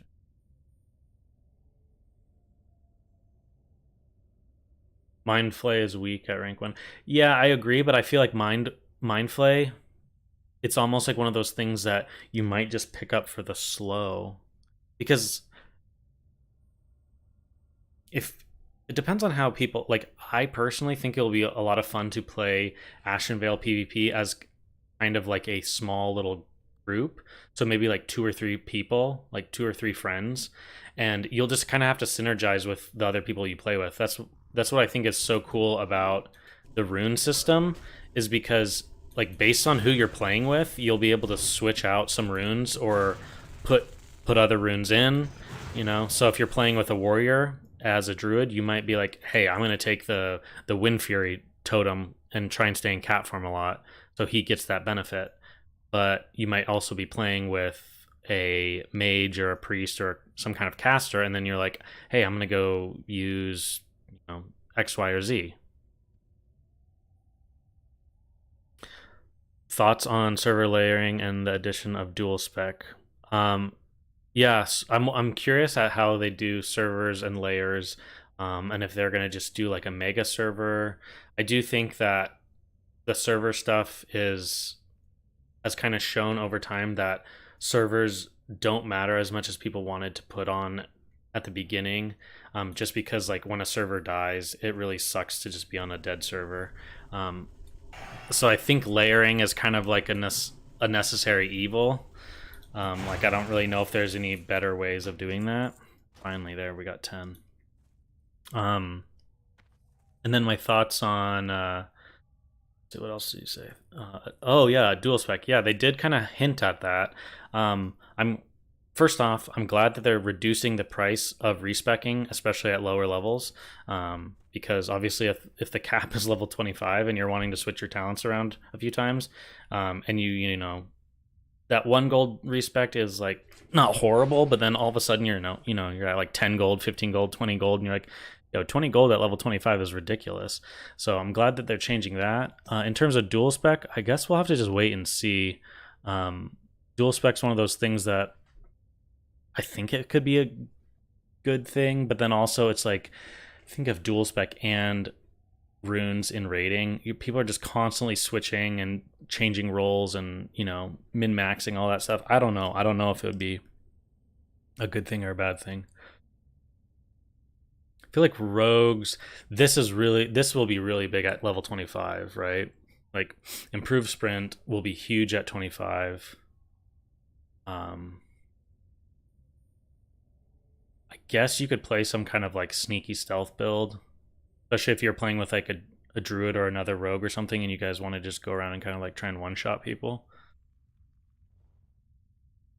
It'll be interesting to see how other people play the Ashenvale PvP as well. Like I don't know if it's going to be just huge like groups of people running around killing each other, or if it's going to be more like little, I don't know, little war bands or like little groups of people.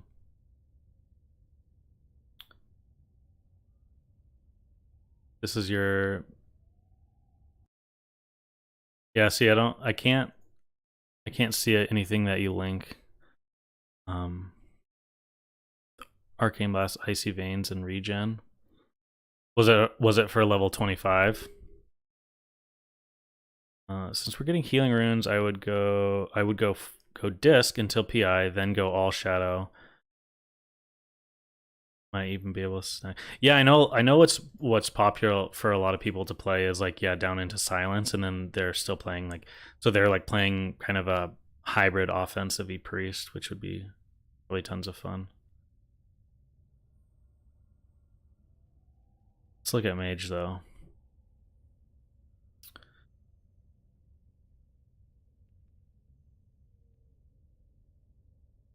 Reduces the target. I feel like you go like this normally, and you get... See, this talent is a big spender, right? 5 points. And this is great if you run into mana issues, but I don't know how mana is going to work in Classic as much with the casters. So if mana doesn't seem to be an issue, you could really spend these points somewhere else. But it'll be interesting to kind of see. I wonder if this is even worth anything at level 25. You know, like with the amount of intellect, this could just be like, you know, 50 armor or something. Probably is not worth. This will be good, especially with the healing talents. Oh, but can you? No, I don't think you can you? It opens up. Oh, you can get 1 point. You can get 1 point into improved counterspell. That's probably worth, right? Or is it worth to get some of these? No. 5 out of 5 Frostbolt. 2, 3. Or no, sorry. 3. Pulls 1 into Imp Blizzard. Yeah, that one's a good idea. Definitely to just be able to at least put a little slow. Yeah, SOD is going on the 30th of November. Cold Snap and 1 into Shatter. What am I missing? Did you permafrost? Wait, probably permafrost is my guess. So there, yeah. Mages with Ice Lance and Fingers of Frost, guys. Okay, hold on. Let's look at just these last few things before I get into anything. Torrance is nice. This is huge though in world PvP. I feel like you really need the increased range. But then this is gonna help, like the survival tree helps you live longer. Marksman's gonna help you, and pets are also strong when leveling. I don't know. Hunters is a little bit harder. I feel like Hunter actually can make a case for playing any spec at 25 and making it work well with depending on what runes you take. Warlock, Beldom obviously is nice. Things like Shadowburn would be nice too. Amp Curse. You can't get to Curse of Exhaustion.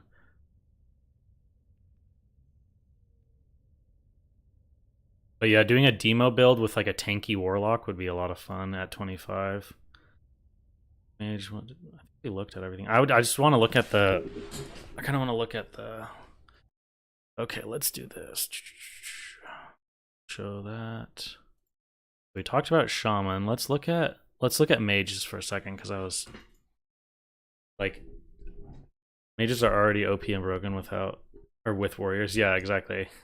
They destroy warriors. I mean, mages honestly can destroy most classes outside of, like, I would say mages have a pretty hard time against shadow priests and warlocks. Unless you just like, you have to really play it like a quick fight where you're just trying to burst them down as quick as you can. Not really let them connect. So this is the great thing. Okay, the one thing I will say is this is the great thing about the rune system that I think Blizzard nailed, is the fact that you have these chest, legs, and hands. So these are not just like, if these were just runes and you put them in any of these slots, it would be a bad idea, I think, because you could stack some of these ones that are already like really strong. But the way that they made it, so you have to make, like, as you see, Icy Veins, Ice Lance, Fingers of Frost, right? They're all in their own slot, so you could go with these 3 for like a Frost Mage, or you could go with these for, like, you know, Healing Mage or something. But I do like how they've set it up to be more accommodating for people's playstyle, while also accounting for things being too overpowered, because you kind of have to make a choice between how you're going to play. You can't just like get too many of these crazy ones. For example, like Frost Mage, Fingers of Frost, and Ice Lance are so good and so strong, but also this heal and this rewind time are also both strong. So if you could pair them together, I think that would be a really bad idea. But the fact that you're able to have these not make the class too overpowered all at the same time is a good idea. Because if you're choosing to go like Frost and you pick these two, then you're also losing out on a little bit of survival. So that'll be the fun thing about PvP. Just finding that nice mix between like, oh, do I want to be like glass cannon with like some arcane abilities, or do I want to be able to have more survival or more like team play? Honestly, this stuff makes me so excited for like world PvP, because you could be playing you could be playing all by yourself with like a Fingers of Frost, like Ice Lance, Icy Veins kind of build, where you're kiting people, you're able to put down damage, you have some decent survival just within the Frost tree alone. Or you can go like a kind of more squishy arcane build where you're running with a group and you're either healing them or say like doing huge arcane burst. Like this stuff makes the game so exciting from like a group play standpoint, I think. Let's see. You're running that spec for the improved slows and roots and spam arc. And okay, interesting. So you're thinking about having it as like, so you're using it all for the slows, and then you're spamming arcane blasts and for the shatter. Okay, that's not a bad idea, honestly. It's not. It's kind of like the elemental mage builds where you're like, yeah, you're playing with more frost or fire abilities, but you're using those shatter combos.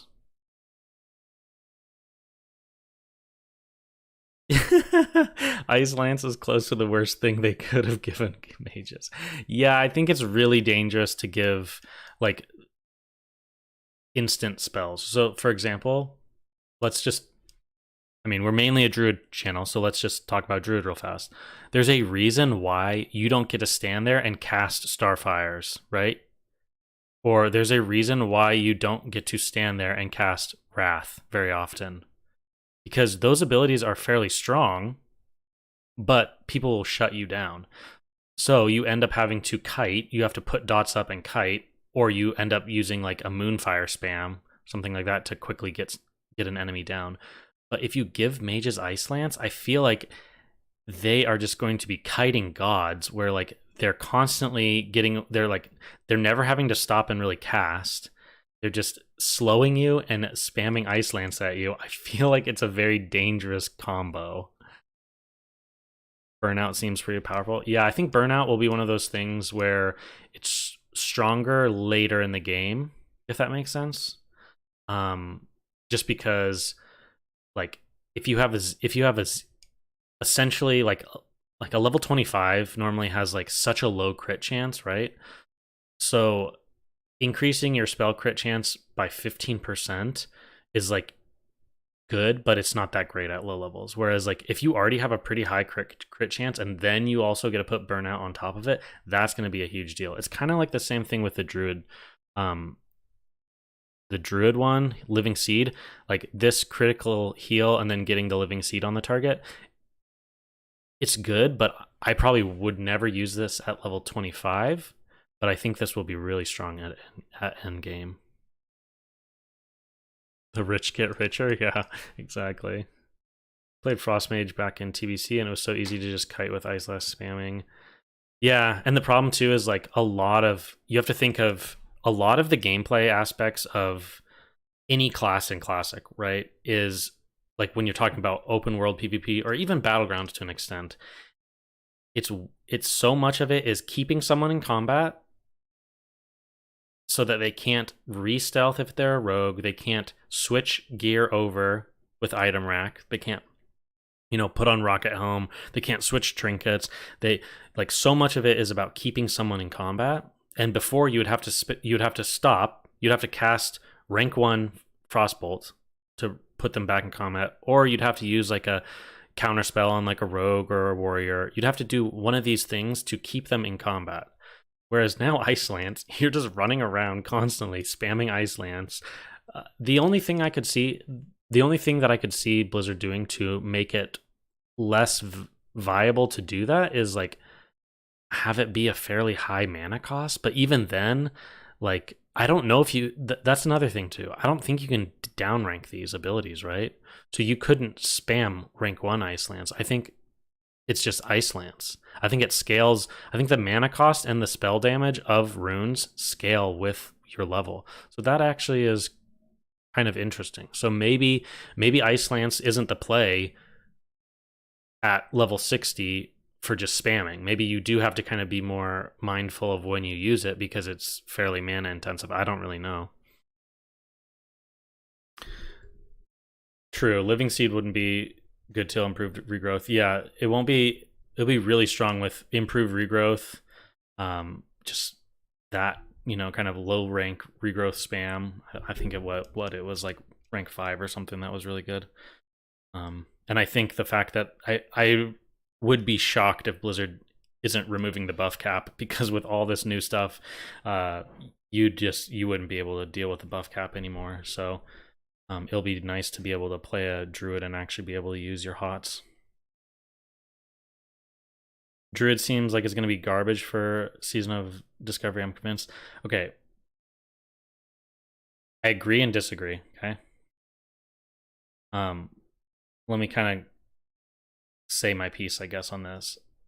So I was thinking about this with all the different changes to the classes and stuff. If you look at things, what made the different classes good? So okay, let's think about this. With Druid, it's like the whole kiting abilities and Jack of all trade, right? Like they can do so much. They have such a big toolkit, but they're not really great at any one thing.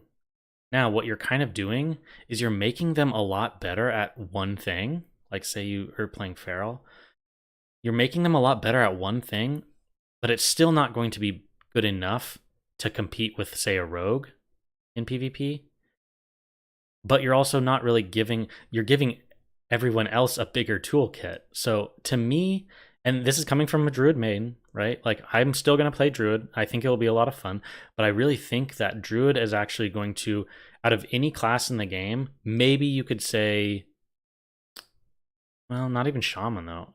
I feel like, yeah, Druid out of any class in the game will actually fare the worst with all these changes, because they're taking all the things that kind of made your toolkit good, which is like the wide range of what you can do, and they're making it so that other classes have a larger toolkit while also making your toolkit more specialized, if that makes sense. You might be able to find some really cool setup, right, with some great runes that make the gameplay really fun for a druid. I don't doubt that. There will be builds out there that probably are really good. But I think that with druid, it's like a lot of these abilities are just basically like what you got later in Wrath and Kata and TBC. They're just giving them to you later. So it's like, for example, like Wild Growth, great in PvE, right? Life Bloom, this is the only one that I would say is like one of those things where it's probably going to be great in PvP and PvE, right?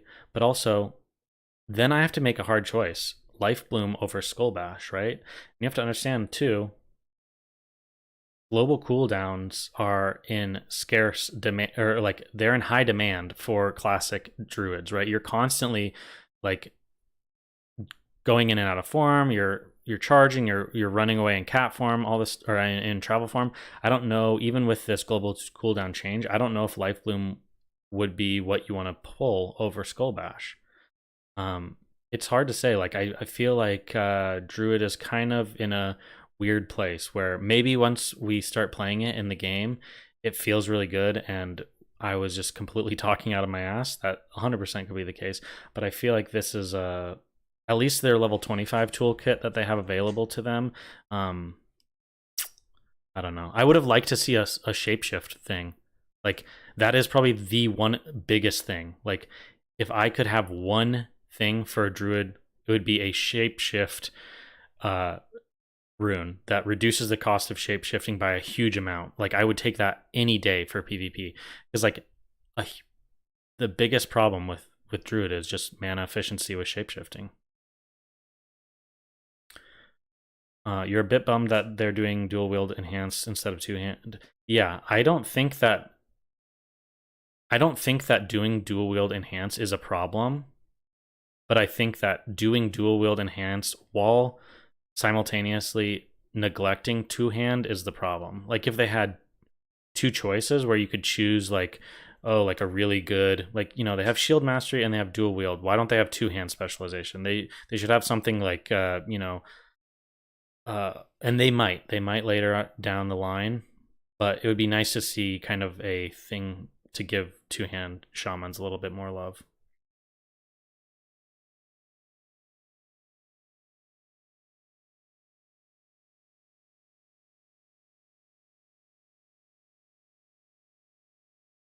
The abilities are all too mishmashed in a way that doesn't really make up for many shortcomings. Yeah, but the problem is travel form looks a lot worse when rogues get a shadow step. That's very true. One thing I will state though is, and I missed this at the beginning too, I believe this shadow step is from stealth, right? So they can't just use it all the time. They're having to go back into stealth. Shadow strike must be stealth. So that's a good thing. It's not quite like shadow step. It's a little different. So we'll see. But yeah, this is very strong for PvP. A ranged kidney shot. Yeah, this between the eyes is a little frightening for anyone that their main way of beating a rogue was to kite. Like quick draw and between the eyes, hunters are like crying right now with this. Did they mention any changes to talent trees? I don't. They said that the talent trees, from what I remember, they basically said they're staying the same. I would assume. I was thinking about this the other day too. I assume that maybe there's some talents where it's like for example, if I could hover over this one, this is the one where it reduces the energy cost of like your claw and things like that. It's like, do some of these also apply for Mangle? Or are they just for, like, maybe they'll slightly change them, but I don't think they're making big changes to the talent trees, no. Just go melee hunter, bro. Yeah, I mean, that actually might be the play. We'll have to see.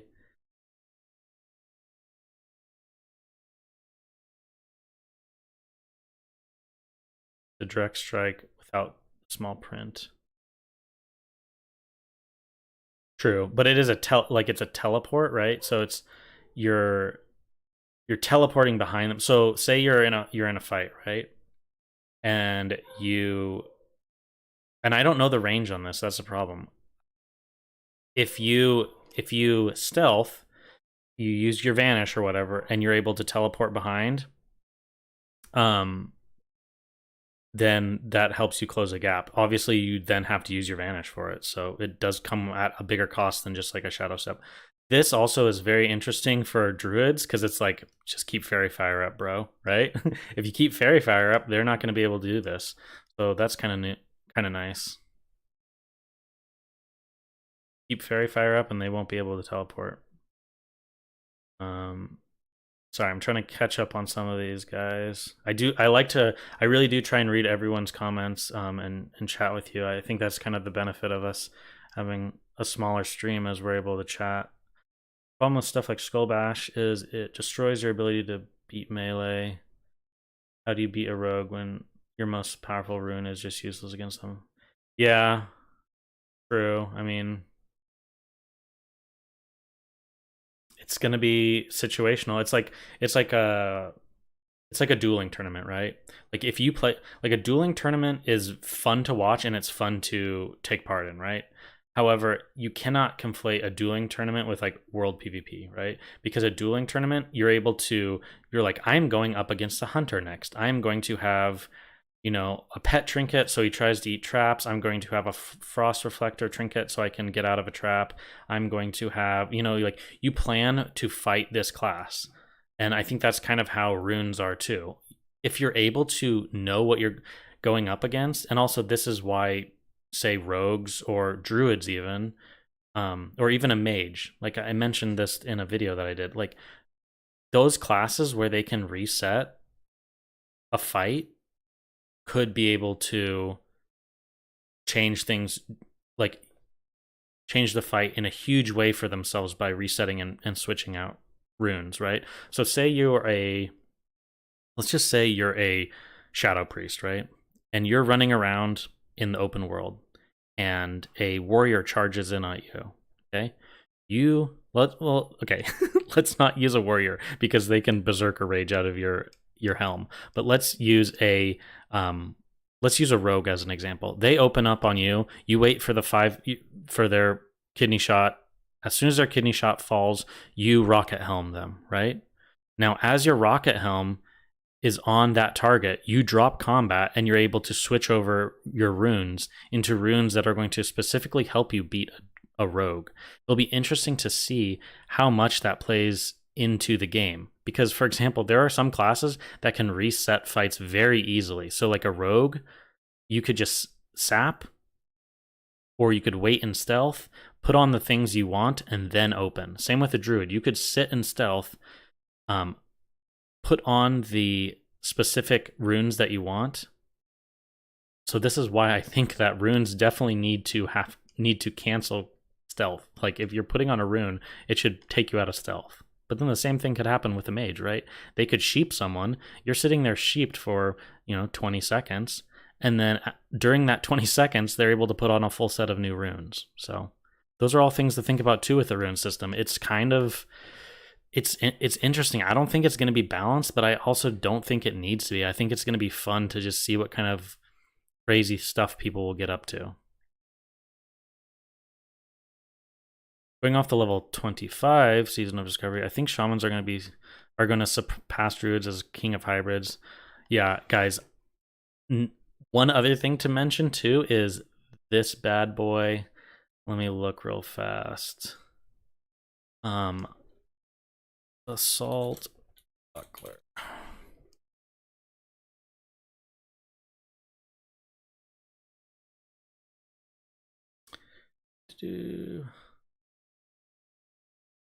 Alright, I don't have like screen capture set up or anything like that, so I'm trying to copy paste this into Photoshop. But this, guys, is a quest item that you are able to get. A lot of level 29 twinks get this item, but it's from a quest, a quest in Desolus where you have to kill level 40 elite, I believe. So this is a hugely like beneficial shield for a shaman. It has huge amount of armor, and you could get it at level 25. So I don't know, the things that you're going to be able to accomplish with a shaman at 25, I don't know, it's going to be big.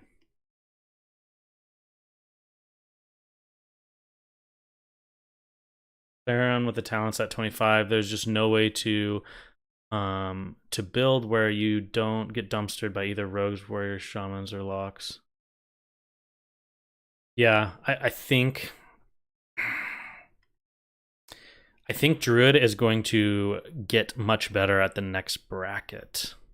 So whether the bracket is 35 or let's say it's 35 because they hinted at Nomergon and stuff like that. So I just feel like 35 would make sense. I don't know. It's going to be a 35 or 40 or 45, something like that, right? And I think Druids will be a lot stronger at the later levels. Yeah, and the travel form thing is big, and also the NS thing is big. It says it's affected by Claw and Maul talents for Mango.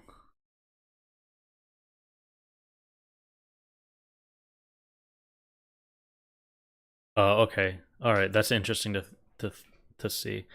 Let me look at that.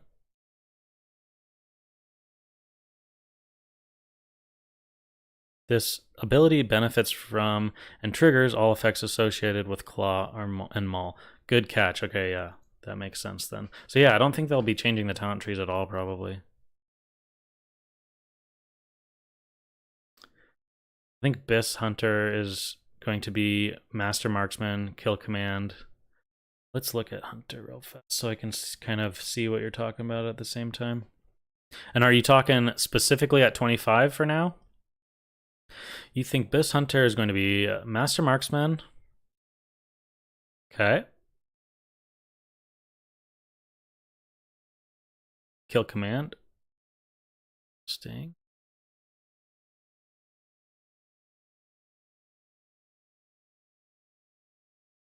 Let's see what your other choice, because Kill Command seems decent, but I just want to see. Target hit by your mouse. Yeah, that one's kind of. This is not.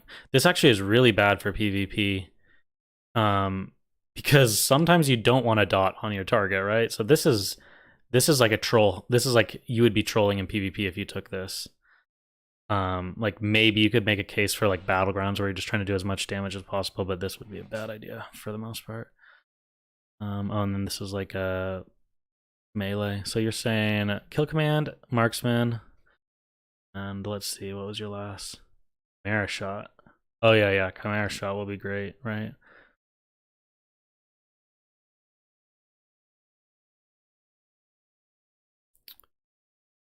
Instantly deals 40%. Attempts to disarm for 10 seconds. Yeah, that is good. Especially because, like, I wonder if a rogue is disarmed, if they're still able to do their cheesy little... like, I wonder if you need a... Draw your... See, it says ranged weapon, so it's technically pulling from a weapon, so I feel like maybe it would not allow you to do that as disarmed, which would be cool. Makes it... Would at least give you kind of like a toolkit against a rogue. It'll be interesting too, though. Like that sounds like a good. Like those choices sound smart to me, right? If you're a geared hunter, those sound pretty good. But I wonder too how pets will feel. Like if they're scaled at such a level and like the pets feel good enough to like pour more into like pet stuff.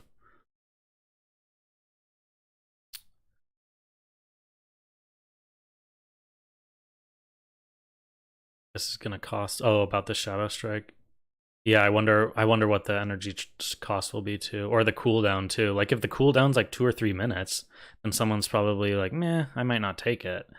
That's the problem too with a lot of these abilities that are on use. We don't, besides having some of the players that were at BlizzCon actually use the abilities. Like that's how I figured out the Shamanistic Rage, is I found someone, I think it was Guzu, that was playing Shaman and he used it, so I could see that it was a minute.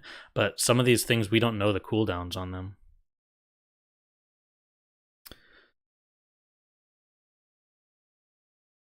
My thoughts on Hunter, you felt like it was kind of underwhelming. I feel like the runes are a lot to, besides like flanking strike, carve, explosive shot, and chimera shot. Outside of these 4, I feel like most of them are just kind of like base damage, kind of boring stuff. So I do kind of agree with you that I feel like Hunter is kind of lacking some. Like I think their runes are good, but they're just like base. It's like what's a good example for the druid?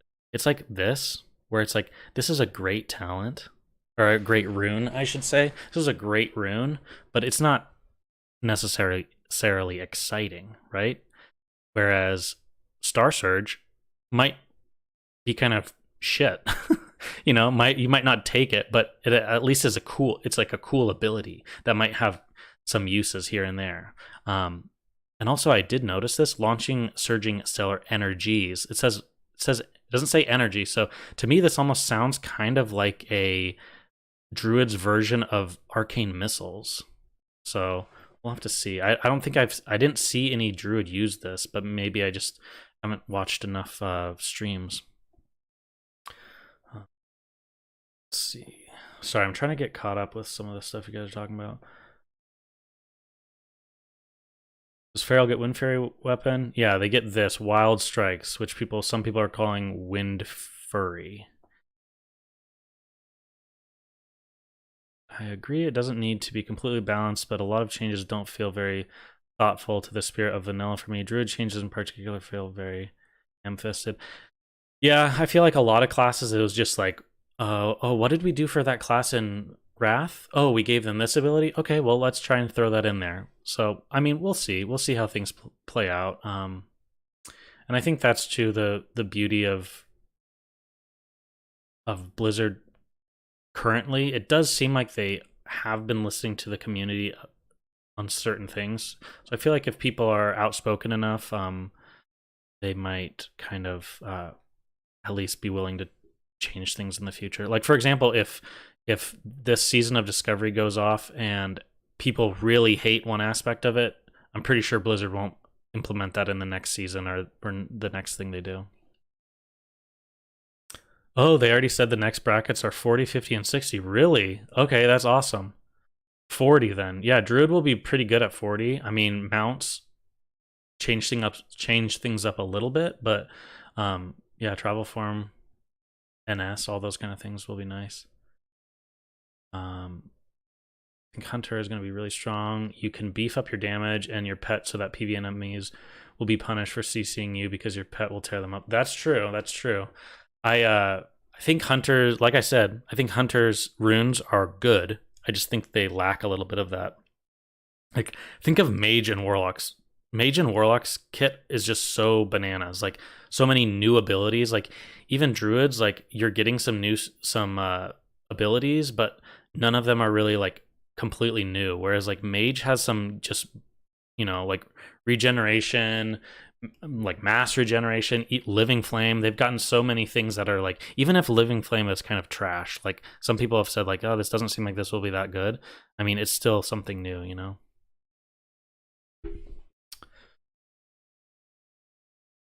Balance will still probably be garbage. Ferals will have alright single target and be walking Wind Fury Totem, and Resta will serve a niche purpose with Hots, but yeah, Druids feel pushed out of their uniqueness in vanilla because of absurd power creep with much though, or without much thought. Yeah, I mean, I think Druids, I think the problem is like before you took a Druid with you to raid, because of Mark of the Wild and Fairy Fire, right? Like they didn't really care much outside of that. Like you could literally, as long as your Fairy Fire uptime was good and like everyone was buffed with Mark of the Wild, like if you were just like sitting there picking your nose, like people would probably be like, okay, well at least he's doing his job. So it's like I feel kind of like with these changes, now you're just making feral druids kind of like the same thing, but now they're bringing Wind Fury Totem. So I don't know. Will their other changes make feral DPS compete? Maybe, maybe not. Well, we'll just have to see. I do think they've gotten some decent healing changes, and the fact that you're healing, your hots will be able to be applied, because I highly doubt they're going to have buff caps. So you'll actually be able to hot players. I think Druid's healing will actually be pretty fun now. That is one thing I will be looking forward to. I don't think vanilla PvP is balanced. Its majority is rock, paper, scissors. Totally true. This is going to be the same thing with different matchups. We should embrace it as a seasonal meta shift. Jose, I completely agree, and I don't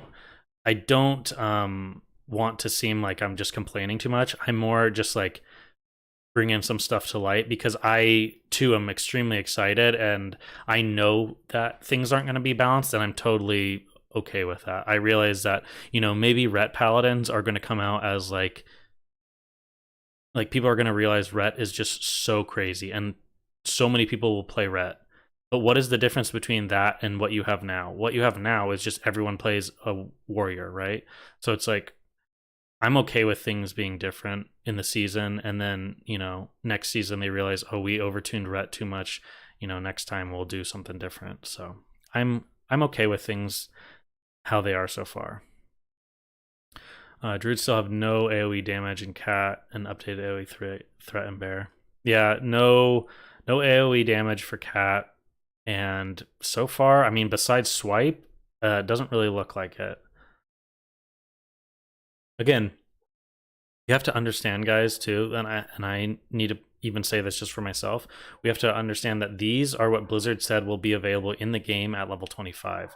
So at level 60, there could be 4 times this amount, or there could be 5 more abilities than this, or there could be 2 more. But regardless, there's more than likely there will be more than this.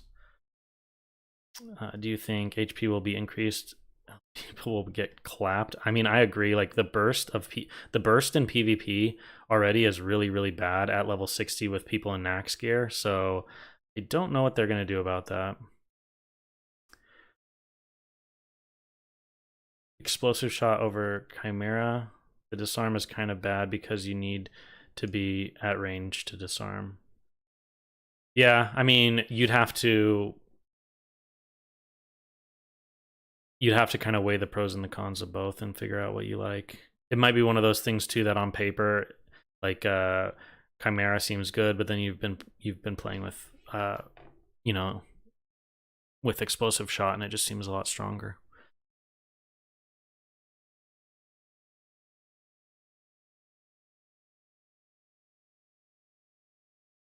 Explosive shot reads that it does 98 damage, which is 4.5 times what arcane shot does at that level.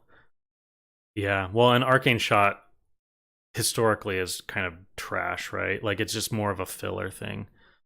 So I would hope that your rune ability is kind of impactful. So, but yeah, that does seem kind of like a lot of damage. Yeah, the fact that we don't know cast times, mana costs, any of those kind of things does make choosing these things a little bit less set in stone. Your prediction is warlocks will be absurdly overpowered. Shamans and rogues in second. Probably mage, warrior, priest. Everything else will feel underwhelming. I think warlock will be absurdly overpowered. The one thing too that I have to let's pull up warlock, but the one thing I will point out that we have to keep in mind is that when you look at these as a whole, sometimes they'll say like, oh my god, these are so strong. But then when you realize you have to pick from certain ones, it can change things up pretty quick, right? Let's see some of these. Increase your the melee and spell crit of you and your pets by 10%. This could be fun. I've always really, with Classic, I've always looked at like there's so many imp talent points within Demo and Destro for imp damage, and then you also get at level 60 you get access to that trinket, the Black Book, and so I've always thought like pet stuff around like your imp casting crazy fireballs would be fun. Drain mana, drain soul. See, like, so for example, on the surface, you're like increase the amount drained by your drain life and drain souls or soul spells by an additional 6% for each of your warlock shadow effects that you have up on the target, up to 18%. So let's just say it's at maximum, right? You have 18% more healing from Soul Siphon. You're like, wow, you're going to be a literal god. But then if you look at, say, Hunter, and it's something like, you're getting 5% more crit and your shots are cheaper. Or you have your pet doing 25% more damage. Like, when you buff everyone across the board, you have to understand that some of these things are probably just enough to get you back in line with another class. So that is one thing we have to take with a grain of salt, is like how strong some of these abilities feel. They might not be quite as crazy once paired up against another person who also has crazy ability. Where am I reading from chat? Oh, I'm just reading straight off of YouTube or off the YouTube chat, but I just am slow on, so I was reading from pretty far up. You don't like how enhance will be dual wield. 2-hand enhance is so iconic for vanilla. I totally agree, and I think a lot of people are upset about that. I hope that Blizzard doesn't take away dual wield, because I don't think there's anything inherently wrong with someone wanting to play a dual wield shaman. I just think that they need to, if they're going to allow someone to play dual wield, they shouldn't at the same time kill off two hand. They need to make both strong.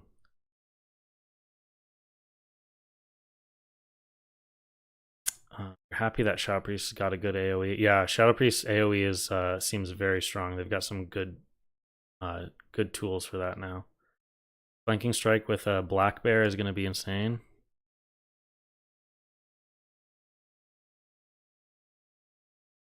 You and your pet deal simultaneous instantly. Oh, are you saying because bears have the slow attack speed? You and your pet deal simultaneously instant 100% melee damage. Afterwards, you're... Yeah, I mean, I wonder if actually it's beneficial to have a slow attack speed pet with this. And even with some of these other pet talents, I wonder if it's better for you, your pet, to just have a slow attack speed. Your Mongoose Bite and Raptor Strike deal 10% increased damage for 10 seconds, stacking up to 3 times. Raptor Strike has a 20% chance to reset the cooldown of flanking. Interesting. Yeah, I'm curious to see how Hunter will play with all these changes. Wolfshed Helm plus Pummeler still Biss. It does seem like it will still be very, very strong. It's gonna suck if Savage Roar wears off when you leave cat form. Yeah, I feel like that is the way that they would kill off Crowd Pummeler and Wolfshed Helm. Is like power shifting. If Savage Roar goes away when you leave cat form, it will incentivize someone to just stay in cat form the whole time, and it will change, you know, how ferals play. Mage, Lock, and Rogue are going to be the golden boys. Oh, they're always the golden boys for WoW. I think people are... Guys, I think everyone's sleeping on Ret Pally, though. Ret Pally seems like it's going to be really, really strong. Especially because you could play Ret Pally... You could play Pally, like, deep prot and pick up Reckoning and then take some Ret abilities. Or you could be playing Ret and be playing with some prot abilities. I don't know. I feel like the more, like, Shamans, Paladins, and hopefully Druids, like... You can play the specs in kind of unique ways. I'm skeptical that Ret will be good. They get Divine Storm, Exorcism, and Crusader Strike, which basically a few extra auto attacks with no proc chance on single target, where your scaling is much more insane. I agree that Ret doesn't get like a crazy toolkit, but the thing is, like, they get more. They'll have more abilities in the future, probably by 60, and also like think of if you're playing Ret, right? And right now when you play Ret, you're just an auto attacker, right? Basically. So say you're pairing your auto attacks with another rune that has a chance to give you free flash of light casts or something like that. That would allow you to play more of, like, you know, Paladins are kind of thought of as like the more like melee centric healer, where they're like up in the fight, they're like helping buff people, protect people, all while doing a little bit of damage, right? And I think that is hopefully what I'd see with Ret in the future, is like that Ret doesn't just become like gods in their damage department, but they get a lot of these cool unique abilities that kind of going to help them out with things. Imagine Broken Tooth 25% stronger. Yeah, exactly. Those are things to think about. Is like the hunter pet talents are interesting to me because you could just play at max range rather, and just kind of let. By the way, Evan, you misread Lone Wolf. It's not 25% more pet damage. It's straight up 25% more damage for the hunter. Oh yes, good point. Yeah, this is you with no pet actually, right? So yeah, sorry. Good point. Thank you.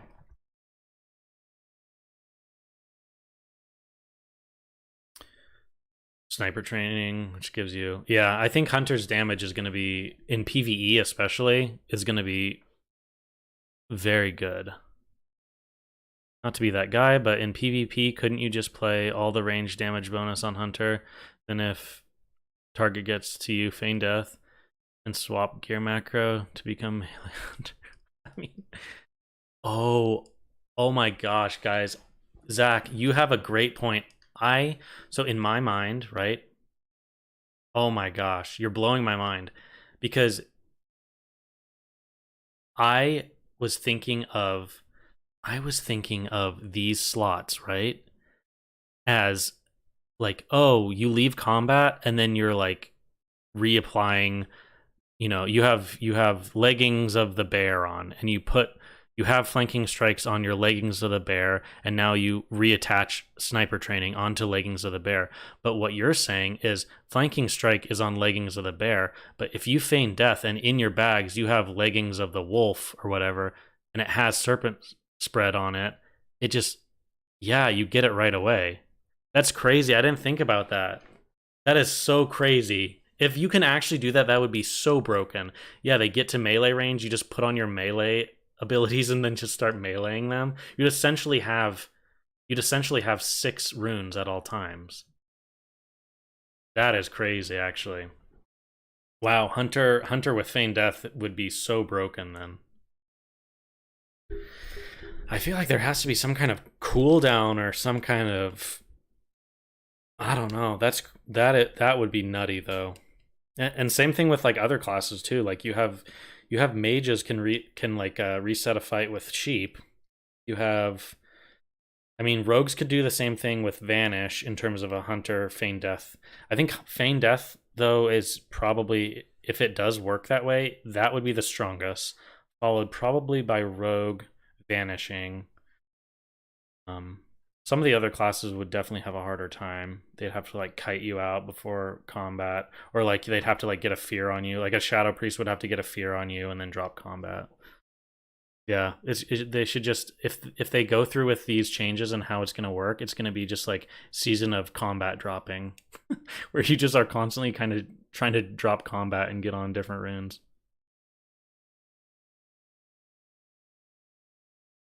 Serpent Sting, it scales with spell power and explosive shot too. In Classic, there were some spell damage weapons. With one hand instead of main hand, you can dual wield them. Yeah, that would be crazy. You have to realize too, Hody, is that I think I think in TBC they made Hand of Edward the Odd, the shaman one. Hand of Edward the Odd in Classic is, oh, it's unique. Okay. So you can't dual wield that. That would be crazy if you could dual wield that. But yeah, there's going to be some things too for even dual wield shaman where they could, like, if you think about this, like you could, like, people are thinking of dual wield shaman as enhancement, but if you dual wield shaman as a resto, you're getting a, like, the best shield in the game, right? Has like 60 plus healing on it, but the best weapon in the game has like 200 and something plus healing. So if you got 2 weapons that are plus healing, like, that's crazy.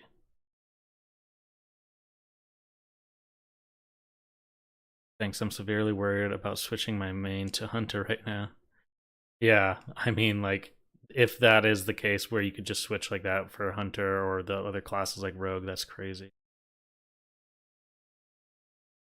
Imagine getting arcane surge and icy veins is on cooldown. Yeah, I mean, that's the thing. It's like you just swap when you use one of these crazy abilities that have a large cooldown, and then you're just like, okay, well, I'll swap to another rune. Rogues Vanish for rune swapping probably won't be that good because the other runes are meh. I mean, that's true. The rogues ones are much more like, rogues are very much more like, you can tell the PvE ones, and then you can tell the PvE. There's like PvE, tanking, and a few PvP. So rogues definitely, I feel like, don't have much choice with, like, their, all of their abilities are cool. They feel good as from like a class standpoint, I think, but none of the rogue runes are very like, it doesn't feel like you have a lot of choices. You're kind of like, oh, I'm PvPing, I'm going to be this, this, and this. I'm tanking, I'm going to do this, this, and this.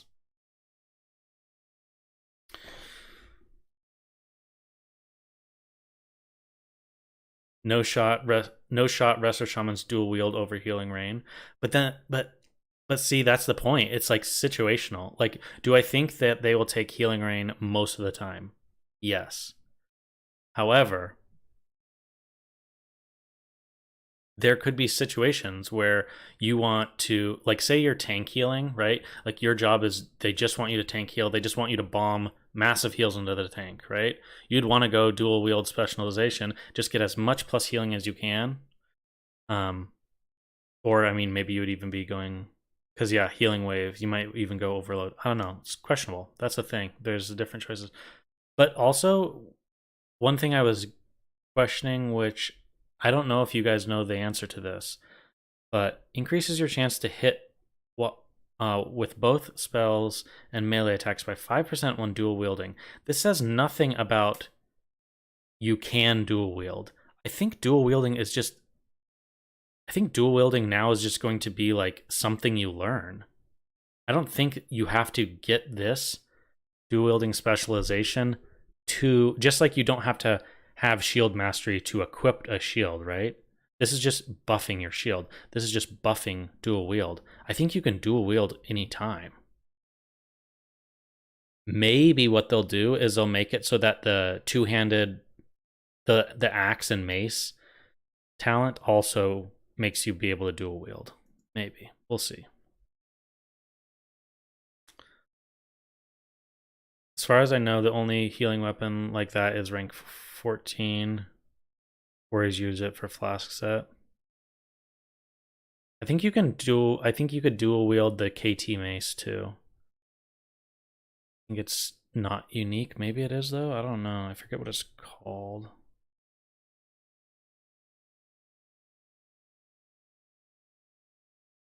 Rogue tanking is totally busted, and I'm 100% sure they know and they implement the diminishing return on avoidance or the chance that the dungeon encounter to overpower. They did this on Ascension. So rogue tanking seems really strong, I agree. However, there's no like there's a lot of bosses in Classic, and they might even add some more stuff to it, where bosses do magical damage, or they have like a flame breath, or they have this, that, or the other thing, and rogues don't have any magic mitigation so far. All of their stuff is really good for, so you might have situations where you like, you want your rogue to main tank this boss, but then like no way will you have your rogue main tank, boss X. You're gonna have like a shaman tank do that because he has more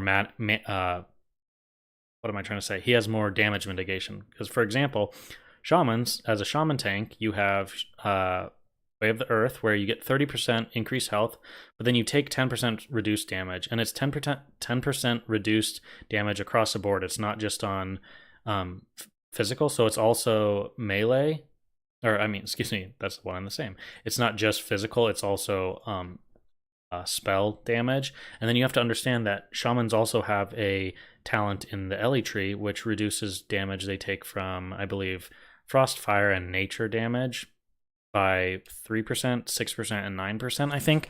So you can essentially get a shaman tank that has a 19% reduced damage to basically most of the magic schools in the game, outside of like Shadow and Holy.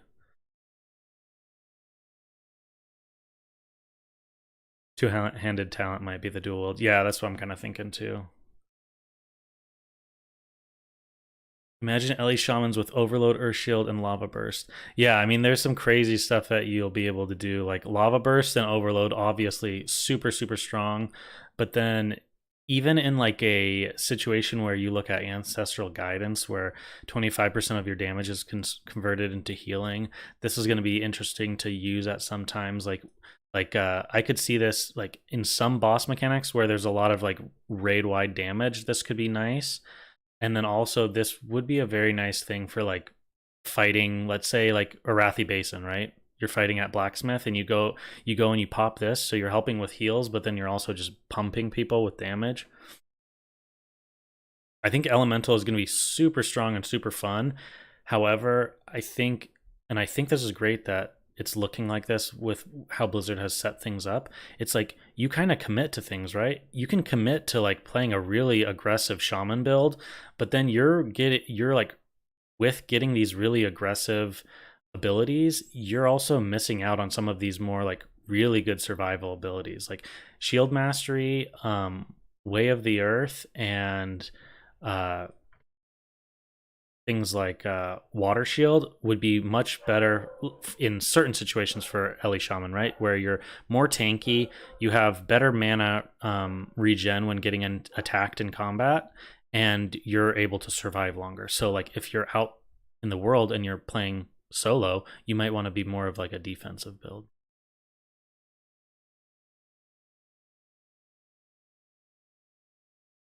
Hey, Bob, just joined. Have I missed the master's opinion on druids? Yeah, I kind of discussed druids a little bit. We can talk about druids a little bit more here in a second. We've kind of just been, honestly, we've kind of just been all talking about all the different classes and just kind of jumping all over the place. You don't know how Master Channeler on locks won't be the most OP thing in existence. Let's check it out. Master Channeler. You drain life, or your drain life is no longer channeled. Oh, I saw, I think Sony was testing duels and I saw him do this. It lasts 15 seconds with a 15-second cooldown.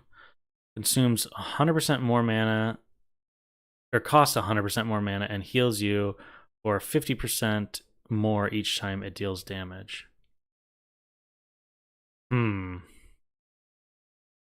Yeah, this is essentially like putting a hot on yourself, right? But the hot is like tied to another player.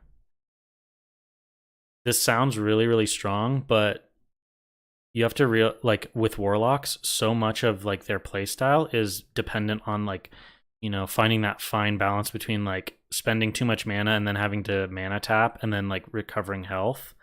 So I don't know. In PvP, this might be good for like shorter fights or something, like where you're, you know, dueling people, or you're not so worried about like your mana in the long term. But this might be really costly. We'll have to see. Purgeable? Well, it might be dispellable. I don't know. Does it? I wonder if it puts a buff on you and a debuff on the player, or if it's just a debuff. Because, like, for example, when you channel Drain Life, it doesn't put a buff on your character. It just puts a debuff on them, and then you can interrupt the spell. But now you can't interrupt the spell, but maybe you can dispel it? I don't know. Yeah, I need to find Haunt. Wasn't able to get the full Haunt. Let me look on. I know WoW has all the abilities. Let's see. All runes in the, let's see, Druid, Warlock. Haunt. Unleash. I'm assuming it's just like how it was. Unleash a ghostly soul, dealing damage and increasing all shadow damage over time you deal to the target for 20%. And then you're healed for the damage it deals. Okay, so you have even more healing with that. Yeah, I mean, a lot of people are saying Warlocks look really strong, and I'll admit Warlock is looking pretty juicy. Plus, they have some really fun looking like PvE rotations. Like, think of having Lake of Fire, where you put down a Hellfire, and then you get this 15-second buff of 40% or 40% increased damage with your fire spells, and then you're like pumping Incinerates, or maybe you're even tanking at this point, and you're pumping Searing Pains. Like, it's pretty interesting. And I don't, and this is just like a passive. This is a passive with your Rain of Fire, so it just is like anytime you cast Rain of Fire, it's going to put down it for 15 seconds. So essentially, you just have to re-up this every 15 seconds. Warlock and Shami are my two choices, easy picks. Yeah, they both look pretty great, I will admit. I think there's going to, and the funny thing is, you say warlocks and shamans, and then both of those classes can tank. So I feel like all of a sudden, tanking is not going to be much of an issue to fill. And I think a lot of people think that the mage healer looks pretty good. So I feel like tanking and healing is not going to be a problem to find players for in this season. The drain life stuff sounds insane for Nightfall procs. You can do it on multiple targets, right? Can you? You can just put this on a ton of people?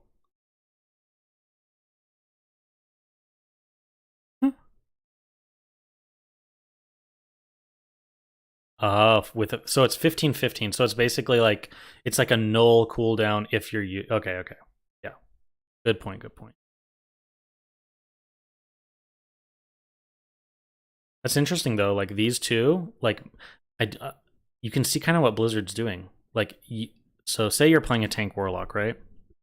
You can play where you have more self-healing and self-sustain and like beefiness with a master channeler, or you can play Lake of Fire and get more threat and more damage. So I do like that, how they seem to be smart about how they're separating like the chest, legs, and hands and everything.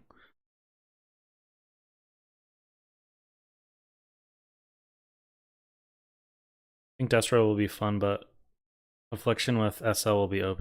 Yeah, just like just dotting people up and like being like a live lord and surviving a ton is gonna be pretty strong. Love your druid guides from Classic, by the way. Huge fan. Hey, thanks, Adam. Appreciate it. I'm a huge vanilla druid player, but I will roll mage or lock unless something changes because hero classes. Yeah, we'll have to see. I think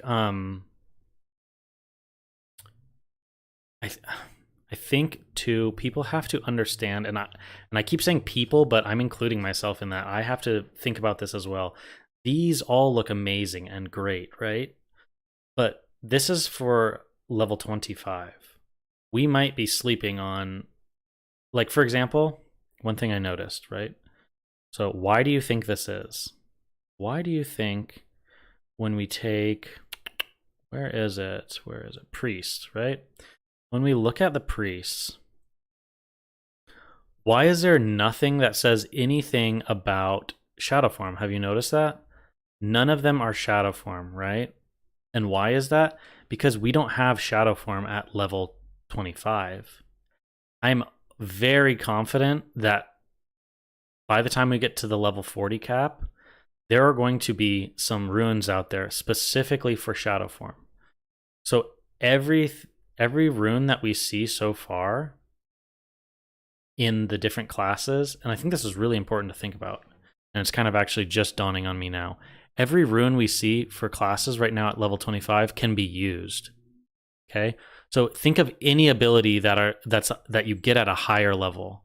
We don't see any. It wouldn't make sense, right? It wouldn't make sense for you to be able to unlock a rune that allows you to do something with, let's say, I don't know. I'm trying to think of a spell that you get later on in the game, like Hurricane. There's no Druid Hurricane abilities, right? But that's because you don't get Hurricane late or earlier in the levels. So there's a good chance, like say your class, because there's a lot of classes out there that people say, like, oh, you got to stick with this class because they don't really get fun till the higher levels when they get more abilities. So some of the classes, their runes might kind of feel underwhelming, but it's just because some of the really good abilities haven't come out yet. And so like at 40, you might find some runes for Shadow Priests that are just like mind-blowing.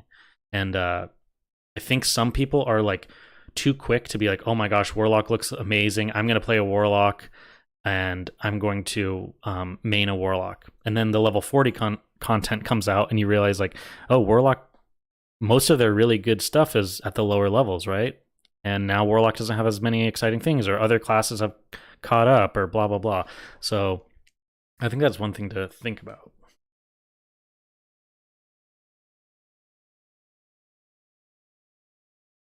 There's good odds of that, but it's It's also Blizzard, so I just expect disappointment at this point. Look at the Gamma Dungeon changes or Season of Mastery. They tend to put in half-baked features and just leave them.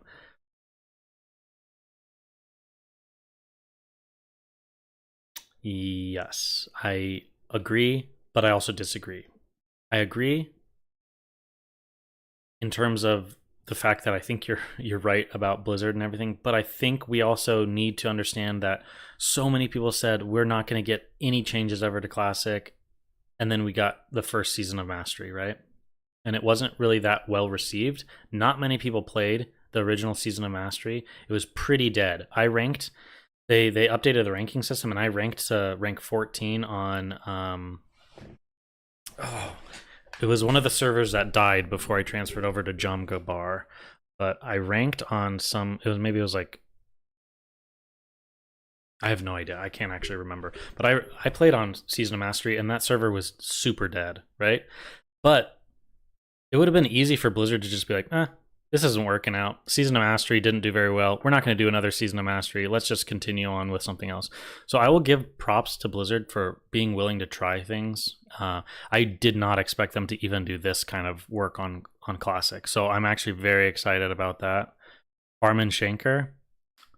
No, but I do remember Barman Shanker. It was one of the other ones. I remember there wasn't even that many servers on the first Season of Mastery. But yeah, I mean, I'm just kind of hoping that they're willing to keep trying new things out, like even if it doesn't work very well.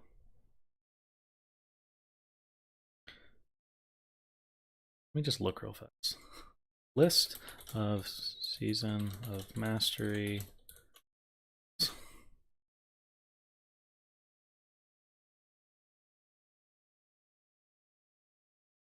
It was. Oh, it was Mutinous. That's what it was. Yeah. Mutinous, and then I went to Jamgabar after they made it free to transfer. Okay, let's see. Honestly, adding any more runes than we'll have initially might be too much. What we have is already going to change the classes a good amount. They're talking about filling more armor slots. Oh, they're talking about more? Oof. Yeah, I mean, like, I'm so down for them to add a lot of rune variety, but I feel like 3 slots is already enough, like already a lot. That gives you 3 new abilities at all times, right? I know some of the abilities are passive, but 3 changes up your class a lot. I feel like if you had like a head slot and waist slot or something like that, you're starting to get a little, I don't know, a little tricky there in my opinion, with like even more issues with balancing or stuff like that. I hope shamans can dual wield caster weapons. Would be super OP as elemental. There are several that are one handed rather than main. And true, the one thing you have to look at, and I was thinking about this as well, is a lot of your caster weapons, they top out with their damage. So see if I can do this.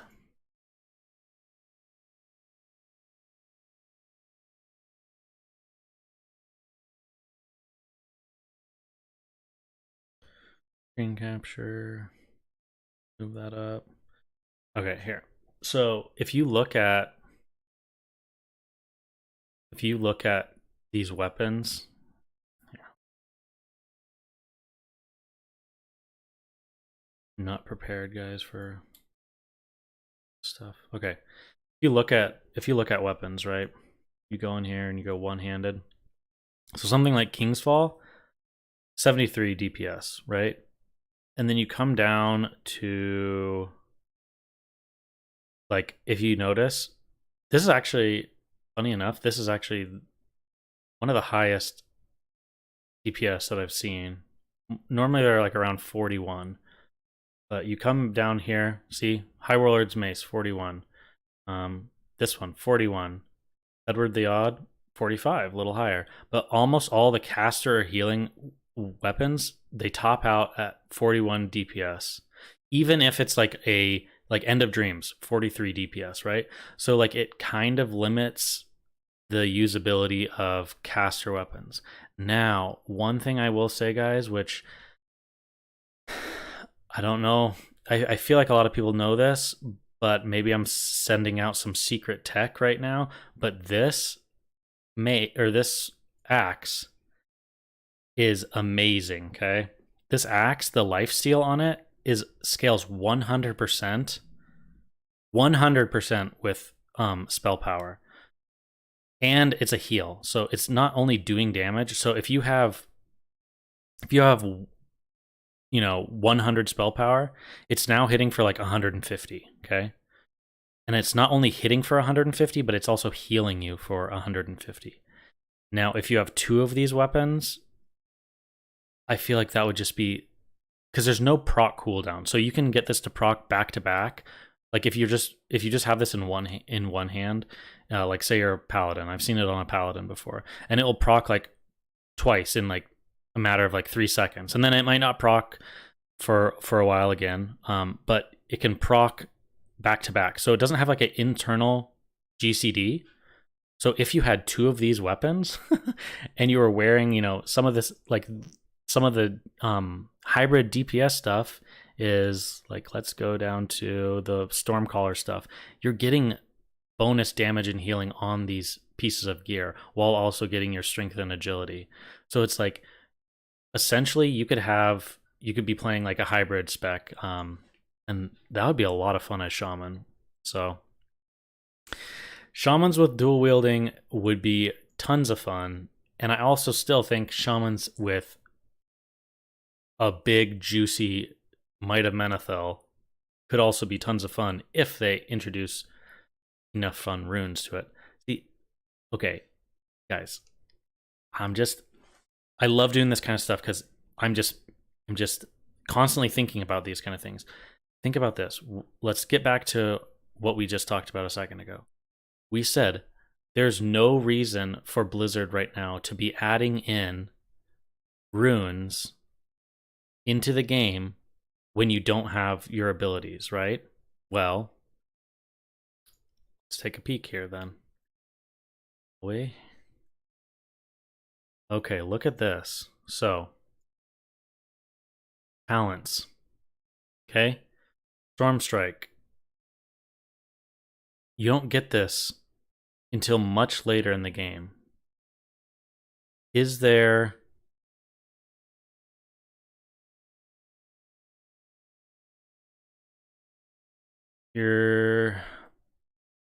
Nope, nothing to do with Stormstrike. See?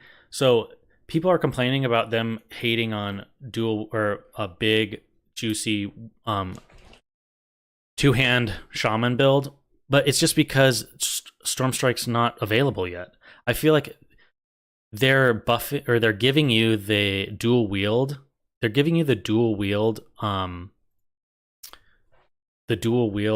runes right now because they're what's usable, right? You can use Lava Burst. You can use let's see what else were we looking at, like Lava Last. Sorry, not Lava Burst, but Lava Lash. You can use that at a lower level because you can already be dual wielding, right? But they're not going to add a bunch of the big two-hand shaman abilities yet in the game, probably because a lot of that's closed off behind having Stormstrike. Just food for thought. So maybe they're not neglecting shaman, they're just, dual wield mentions, it does mention it, but it's just kind of like an afterthought. You know what I mean? It's like it mentions it because it essentially needs to mention it for the gameplay down the road. Because I guess, for example, like it's the same thing with Chimera Shot, right? So with hunters, if you look at Chimera Shot, it mentions Viper Sting in the tooltip, but we won't have Viper Sting at level 25, right? So I feel like they still are putting out the runes that we will be able to use at 25. At least that just is what makes sense to me. Because what would be the point? Like, think of if you were out in the world and you do this long discovery process. Again, we don't know how the discovery process works, but say you find I don't know, you find a small object on the ground, you pick it up, it puts a quest item in your bag, you right click on it, it starts a quest, you go to this different zone, you do all these different things, you interact with all this different content, and then the rune that you're rewarded with is a rune for, again, we'll go back to the druid, you get a rune that rewards you with something for hurricane, and you're like, oh, that's cool and all, but I don't have hurricane for another 20 levels. What's the point of me having this right now? So I feel like Blizzard intentionally added only runes that you'll actually be able to utilize and enjoy at level 20 for that experience right now. So I think some of the classes that seem a little bit, I don't know, like their runes aren't that exciting, like maybe even Hunter, I think it will probably be better over time as you get access to more abilities.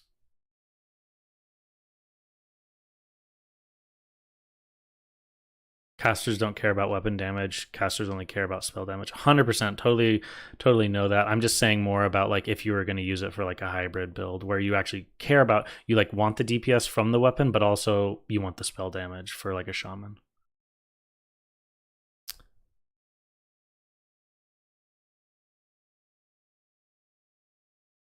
The lowest scaling weapon is from Temple.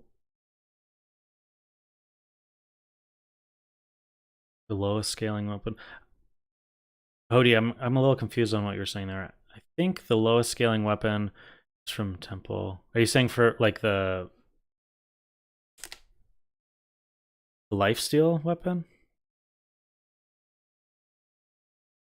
It would be interesting if runes are BOE. Yeah, I thought about that too. I don't know. It'd be kind of nice for like if you collect a rune that's for a different class and you have an alt, or you could sell it.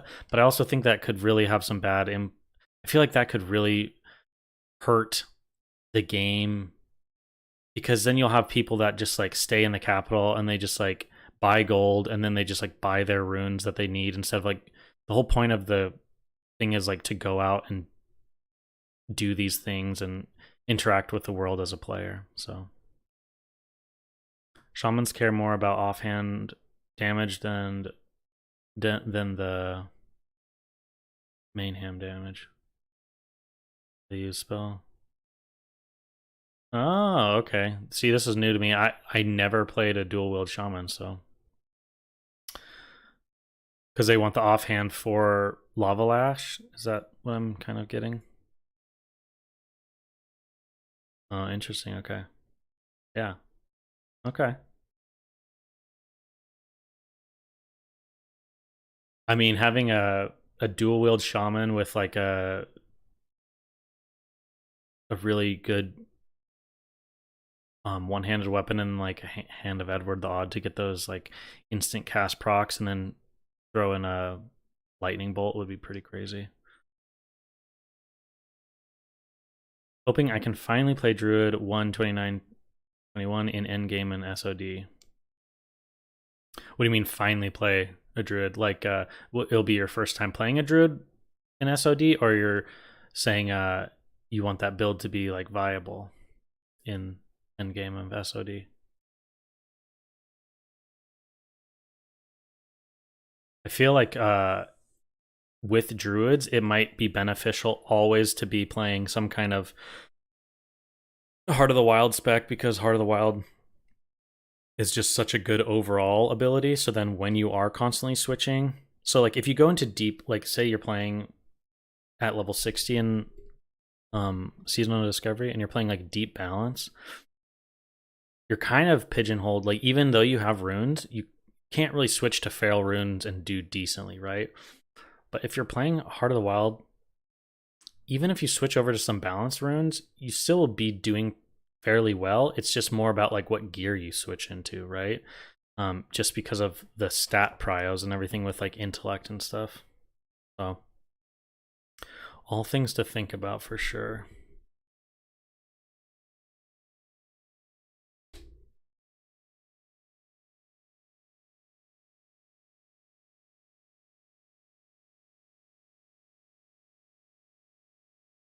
You felt you had to play deep resto in classic, which sucked outside of rating. And oh yes, I totally agree. I think that being able to play uh, more specs in raiding environments as a druid will be fun, especially because like even though you might still be kind of like brought, you might still be brought only because you're like a Wind Fury bot or something, but at least it encourages druids to play other builds. Do I have a Discord? No, I don't. I probably should set one up. I just don't really know my way around Discord that much. But it'd be kind of fun to have a Discord so that we could all throw in different like build ideas or, you know, post images of where certain things are located in the world when the game starts going. I don't know. Have you guys found any? Have you found any season of Discovery Discords that have started up or anything like that? I need to kind of get on finding a community to play with and everything when the game launches. I feel like I thought there would, maybe it's just too quick after BlizzCon announcement and stuff, but I thought there would already be people being like, oh, we're going to be like, this is going to be a guild that we're starting or this, that, or the other thing, but I haven't really seen much. Are we ally or horde? Like, that's the thing. I don't really know. I don't know what I want to play. I'm pretty much like, I'm more of like a go with the group kind of thing. Like if there seems to be like tons and tons of like one faction, I'll probably play the opposite faction. Just so like I'm not playing like playing like let's say horde and then there's almost no alliance on your server. It sucks for PvP. Because you're just running around with a big group of horde, never seeing alliance. So I probably would play the opposite in that situation, but I kind of just want to see how things go. I feel like there's gonna be a lot of, I don't know. People love the shaman changes, but then also like paladins seem like they're gonna be good. So I don't know what people are gonna choose. Me too, man. I need a guild, but people I play with aren't. Yeah, I mean, like I feel like the community's a little split. Um, the guild that I play with right now in Classic Era, they're just more like, oh yeah, Season of Discovery sounds like some kind of, like a fun little side thing to do. And I feel like to me, it's like I've played Classic so much that like anything new, even if I don't really think it's like, maybe I didn't think it was the best way of doing something, I still would play it just because it's something fresh. Season of Paladin, in my opinion. I don't know if it's that bad. I feel like Paladin are. Let's actually look at Paladin real fast. I feel like Paladin is like strong, but not. They have a lot of things that are just like weird shaman-y things. Like this is like like a shaman-y totem, right? This is just like a better block for tanking. Pretty sure you take Seal of Martyred. No, this is PvE ret, right? Yeah. Having a silence or kick for pallies is really nice for sure.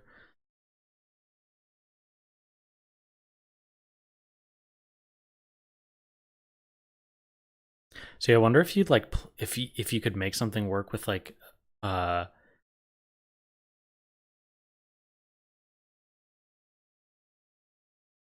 a build where you're playing more of like a hybridy thing. Really no. I always tend to just start going hybrid on classes like when I can. I'm like, ooh, you could be like more defensive in this aspect, blah blah blah. Your inspiring presence periodically dispels fear. Oh, so there's like a traveling tremor totem. This is actually kind of crazy for like big group PvP stuff. Divine Sack is obviously amazing. The thing about paladins is like look at this, right? You have like an interrupt. You have exorcist. You have traveling tremor totem and divine sack all on your leg slot, and you have to make a decision. That's hard. That's a hard pick, right? Like paladin sounds really strong, but then when you realize you only get one of those four, like it starts to bring things into question. And then like I wonder how many people will like Beacon of Light is nice, but like I wonder how many people will take Crusader Strike, honestly, just like maybe they're playing with, maybe it's like two people, right? Maybe it's a warrior and a paladin and they're playing together. Like I wonder how many people would take Crusader Strike as a holy paladin just for the mana regen, you know? Like that to me is pretty big. A taunt. Can this taunt be used in PvP in any way?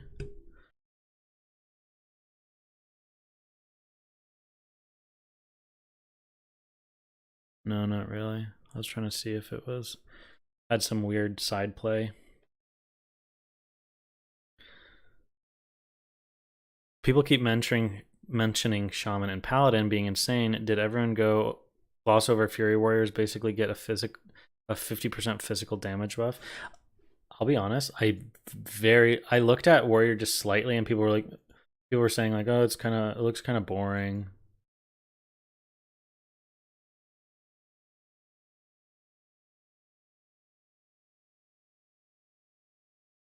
25 bonus physical damage, 12 seconds after activating Blood Rage or in Berserker Rage. That's crazy because Blood Rage and Berserker Rage both, like, you can have them up quite a bit, and then for 12 seconds. So yeah, that's crazy. But then you have to understand you're taking this, you're missing out on, let's see what you miss out on.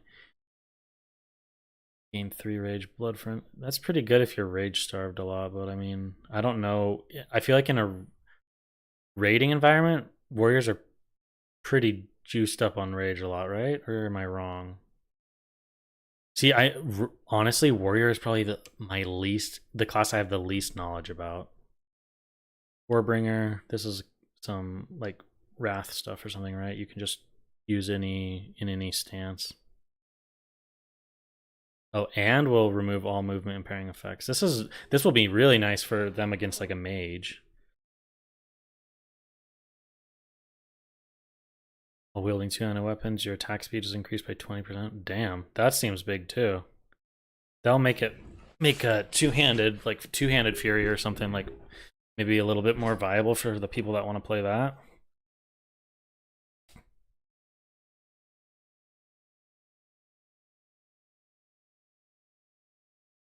This thunderclap one is so just like underwhelming. Like it's not right. It's like good. Like you probably will want one warrior in your raid to have it if you're going to use thunderclap. Like if it's a big deal, but it's also like the most boring one I've probably read. 6 rage every 3 seconds. That's terrible. Okay. Yeah, I mean, that's kind of seemed that way. It says intervene. Yeah, I did think about that too. I was like, it does say intervene, so I wonder if you will get that.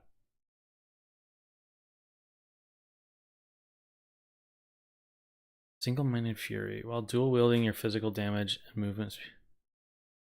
Damn, so you can get 25% bonus physical damage when you have Blood Rage or Berserker Rage up, and then you're getting 10% increased physical damage and movement speed.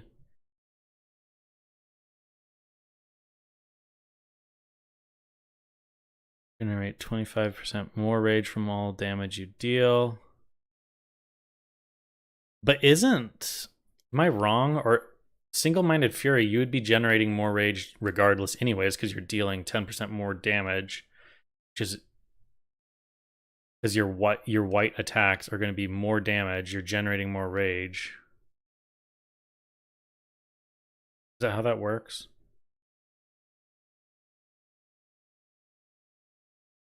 Victory Rush obviously is nice, but that's more kind of like when you're outdoor solo farming or whatever. Any thoughts on how endgame at level caps can be interesting? I mean, I truly believe, like after discussing this stuff with you guys today, okay, first off, a few of you have blown my mind with things. I think it was you. I think it was Zaki Poo. I think you were the one who said the thing about feign death. To me, feign death and being able to switch runes, like the rune stuff about switching runes is big. And then the fact that I've kind of started to realize that all of these runes are dealing with low level abilities.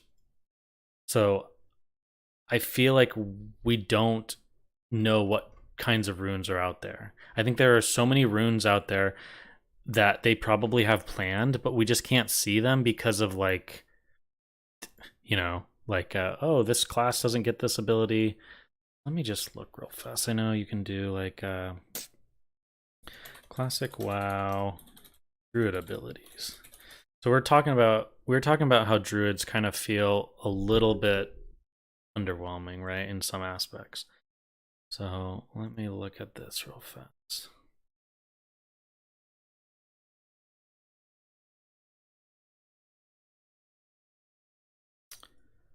Copy image. Let's see. So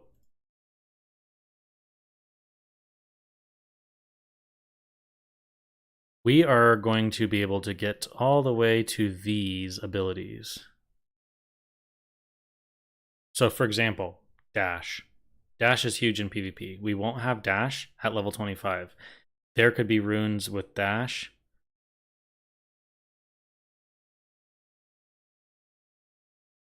There also could we also have to realize there probably is some sort of travel form rune. I would imagine that they have planned. Do we have any other big, like really big abilities that we get later on that we won't have early on?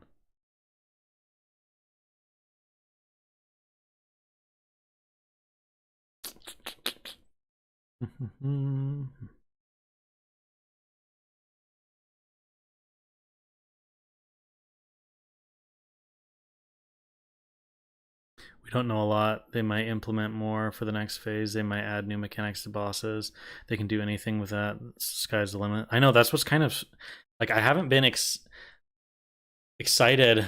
Like classic's classic, right? Like when they announce a fresh classic, you're like I get excited obviously. I'm like, "Oh my gosh, we're going to be able to like level to level 60 again and I'm going to go into Molten Core again." But you know everything, you know what everything is and what things are going to happen and what will be strong and the meta is played out, we know.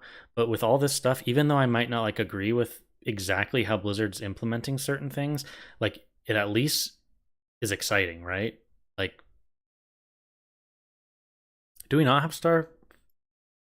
No, we'll have one rank of it. Does discovery and new meta feeling is exciting? Yeah, I agree. No, I thought that too, Aaron. At first, I was thinking about Starfire too because it seems like there should be some kind of rune about. There's not really that. There's not really many balanced runes, right?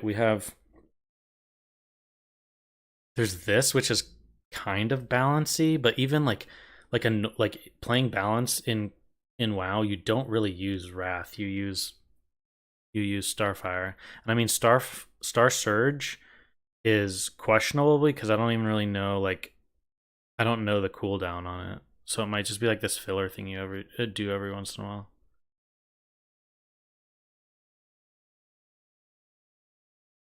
Feels like the Final Fantasy VII in the materia system. I'm not familiar with that. Did they do kind of something similar with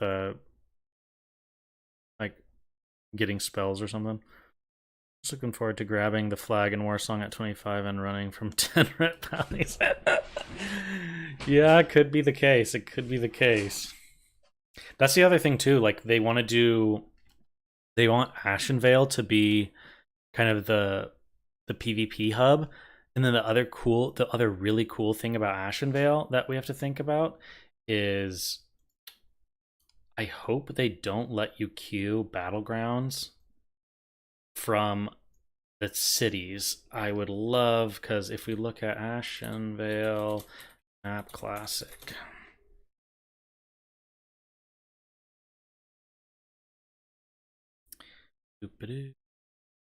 See here.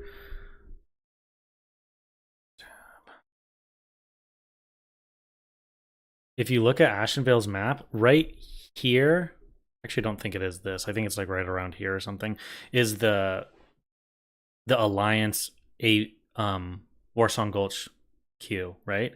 And Horde is right here.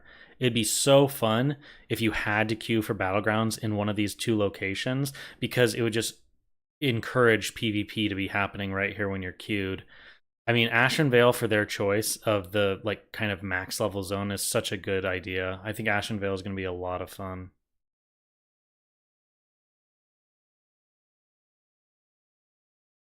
What server am I playing? What do you mean? In Season of Discovery, I don't know yet. They haven't released any of that information. But right now, when I've been playing, I've just been playing on classic white main era servers.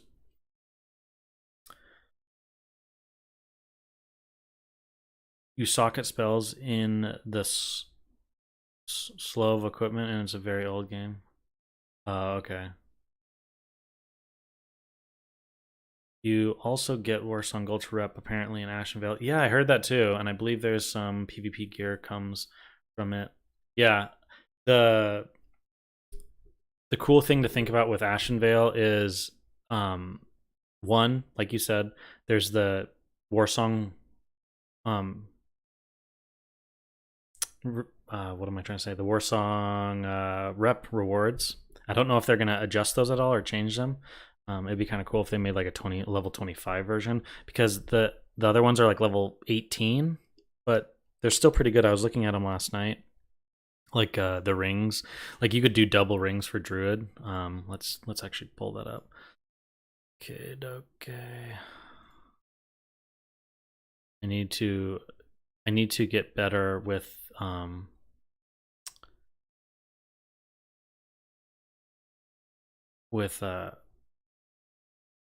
having all my stuff set up on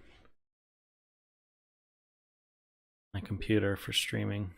Kind of just winging it. Let's hide this for a second so I can get the right thing pulled up. There we go. This is the guy that I was messing around with last night. But you're able to get this neck, which you don't really have any other options that are probably as good as that. And then these rings, like you can use the PvE rings, but also like this coupled with, where is there's the other PvP one that has, here it is, some stam and spell power and MP5. You have some pretty, and like the fact that you can get these at level 25 and the item level's 37. Like that's gonna be huge as a druid. And I probably, and like this is great because it has int, and then the attack power, but like I probably would use a different weapon honestly than this. I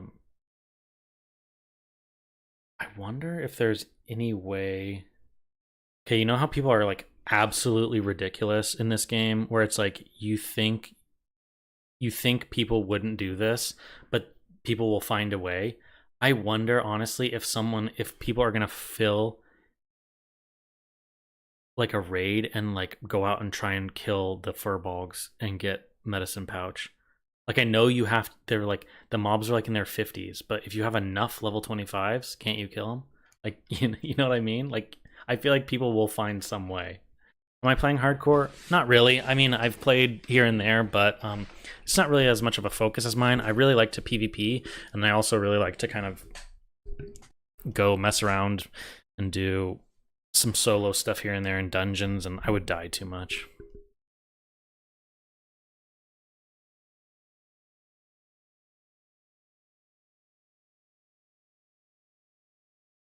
Let's see, I assumed it will be, they'll have to revamp.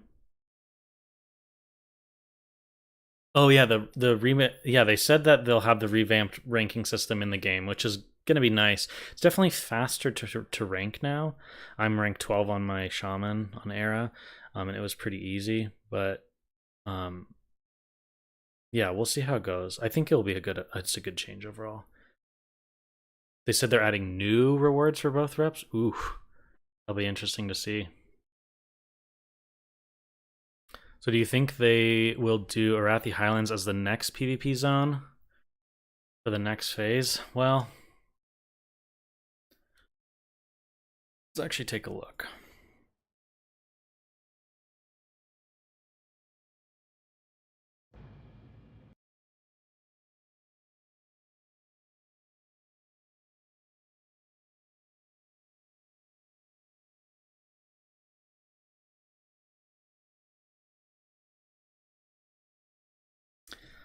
Um, okay. At level 40, you can definitely farm the pouch. Yeah, for sure by then. But I mean, I wonder, like what I was blown away with when I played in the beta, the closed beta, where we could only get to level 30, people literally were leveling their fishing skills to like 300 because you could get the fishing rod and then you would go like, so if you swung at a mob that was like like a skull level, so say it was like 10 levels higher than you, if you swung at that mob with like your normal weapon, you would always just get misses, dodges, parries, whatever. But for some reason with the fishing poles equipped, if you had high enough, because it was like scaling off weapons, so like your fishing skill was 300, it was looking at your fishing weapon as like it was level 300.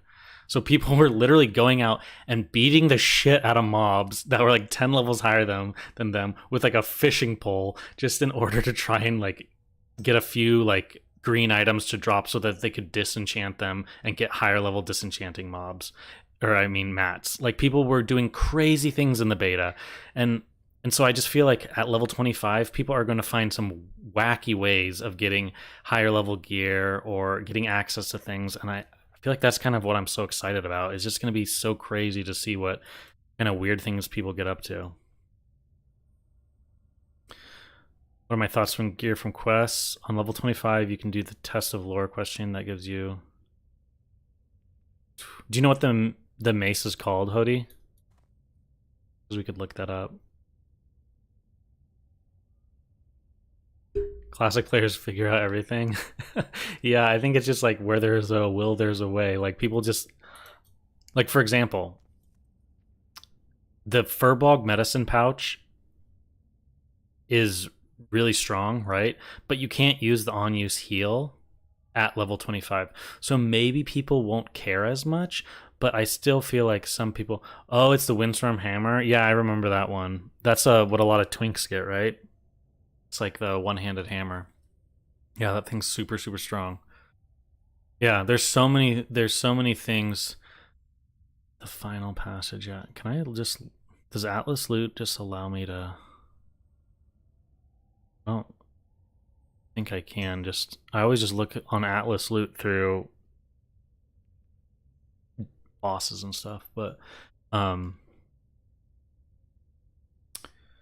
yeah, I don't know. People are crazy in terms of what they'll find in this game. I think so.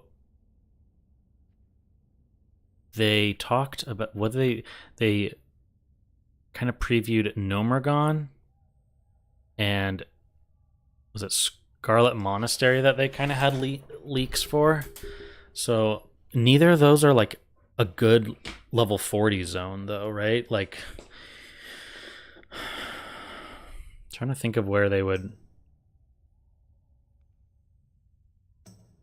Desolus is interesting because of how it's set up, right? There's a, like the Alliance and Horde have places at either end. The zone itself, level 40 though, is kind of the high end. I don't know. I could see maybe they do a Shara, but that's a little too high. It's a little too high. But that zone could be like the level 50 zone though, because I feel like that zone has been so like dead and they haven't really done anything with it. Well, it'll be interesting to see how much they change. I hate Desolus, it's so ugly. I mean, I definitely agree with you. Um, it'll be interesting to see though how much they change the the zone of Ashenvale. Like if it's not really, if it's not really that much different, then it probably wouldn't matter too much what they did for the next zone at the level 40 cap. There's not really a good zone around. Okay, so hear me out. Say Scarlet Monastery. I would say Scarlet Monastery has a very good chance of being like the level 40 raid, right? They probably would do something cool with all the different wings of the dungeon, make it a little longer in that aspect and everything. So I could see Scarlet Monastery, but you can't do this as the zone because it's a horde zone. And then the problem is the zones around it aren't really like appropriate. Like Ultra Mountains is like such a weird sized zone. And then everything else is just kind of like, I don't know. It's weird. There's not really like a good. The Hinterlands, maybe? The Hinterlands is. I don't know. Maybe the Hinterlands. I don't know. The Ashenvale one makes sense, right? It's the same zone that the raid is in. It is Horde and Alliance. It's a contested zone. It's also very big. So at level 25, Ashenvale makes 100% sense. But the other ones are a little bit more tricky for 40. Yeah, so if they announced Nomer as a raid, I don't think we would be able to go in and like get the quest result. Oh, true. Oh, you mean for the pants? Yeah, but I don't know if they would announce if they would have that later or if that would be right then and there.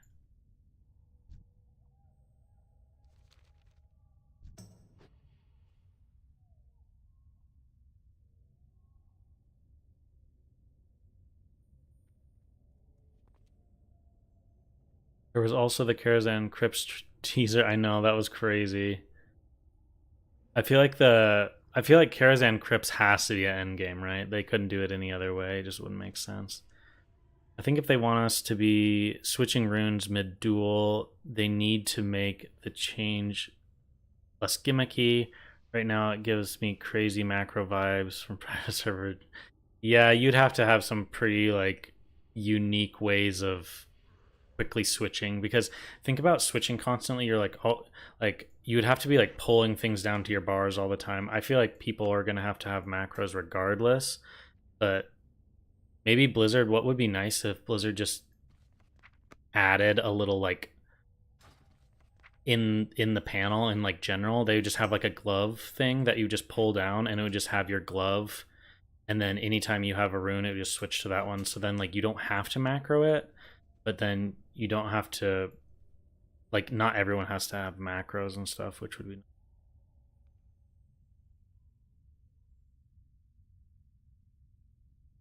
When you think the classic PvP South Shore should be in, well, I mean, I think that will probably be. It's like the South Shore stuff. I assume will just be part of the game at level 25 that people would partake in naturally, maybe. But I feel like there's no incentive to be in South Shore, right? Which is kind of a bummer because that's kind of an iconic spot. But like all the incentives is to be in Ashenvale, so I'll have to see. Badlands and Uldaman for 50, maybe. That would be cool. That would actually be a really cool zone. True, because what it's kind of exactly what we said Ashenvale was. It's like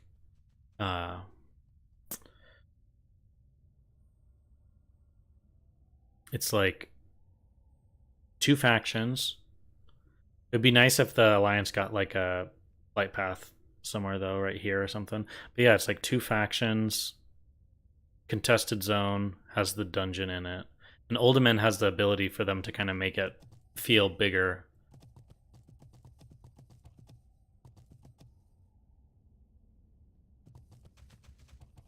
The minimum requirement for SM is 26 and Gnome is 29. So you can't do the quest of Lore Chain.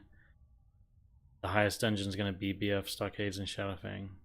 Yeah, and don't forget Razorfang Crawl. That one will be big. I think a lot of people, a lot of Alliance will even be coming over to the Barrens for that.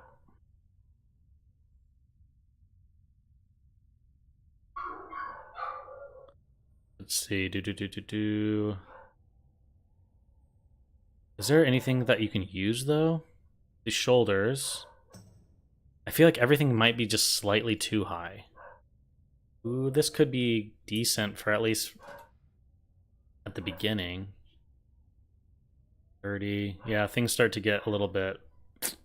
They're just slightly too high for a lot of stuff. Kind of a bummer. Yeah, if you went in, you're like looking at just like a few pieces, so maybe it wouldn't... Maybe it's not really worth...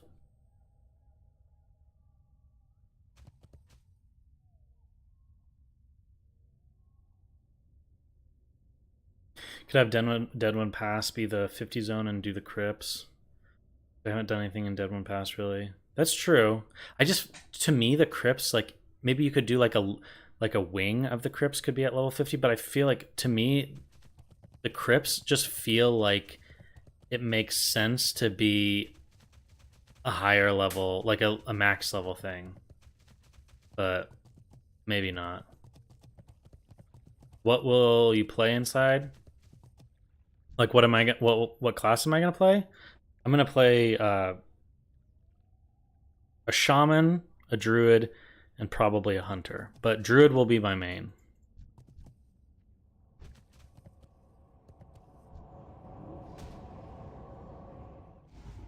Okay. Do you think he's gonna attack me? Hit me.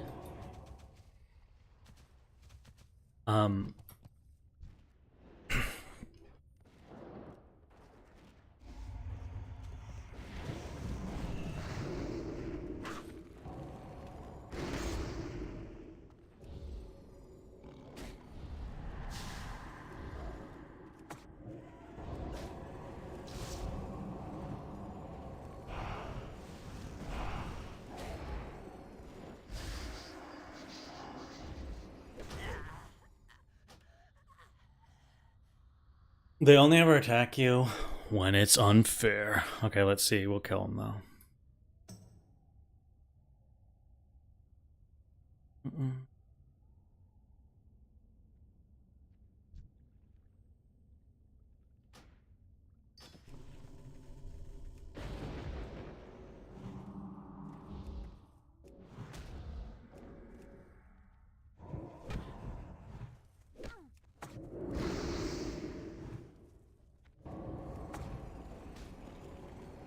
This guy just backpedaling.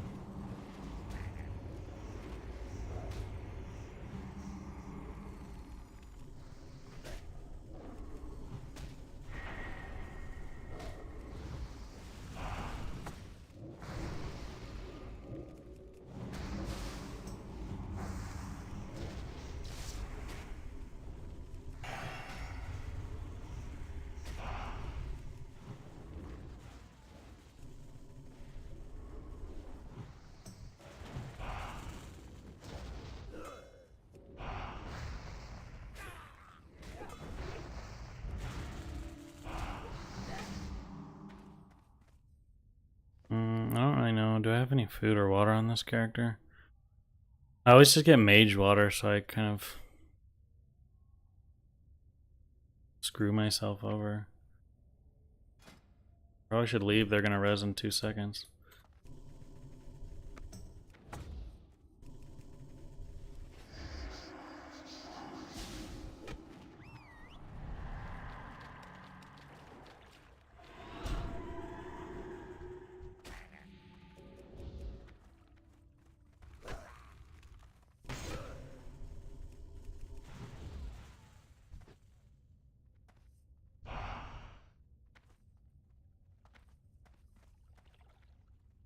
$30 seconds for my mana pot. I don't have anything. I have no food or... If this guy didn't PvE rotation on me and use mana or Viper Sting, he'd win.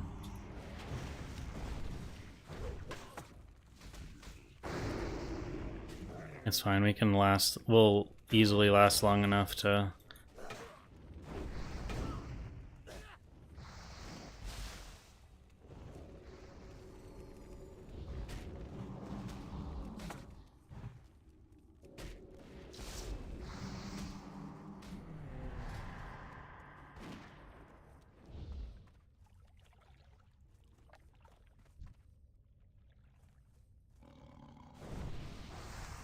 Like, are these real people?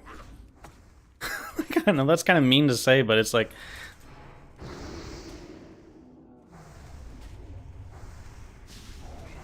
I get...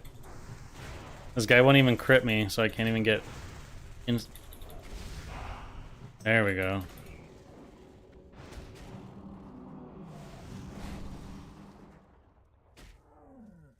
Feral DPS or balance? I think I probably will play like a hybrid spec for PvP, and then in PvE, I probably will play... in PvE, I probably will just play healer. Yeah, the pushback is brutal. You really have to get the... Especially with Hunter. Just... Actual nightmare. This guy's just backpedaling.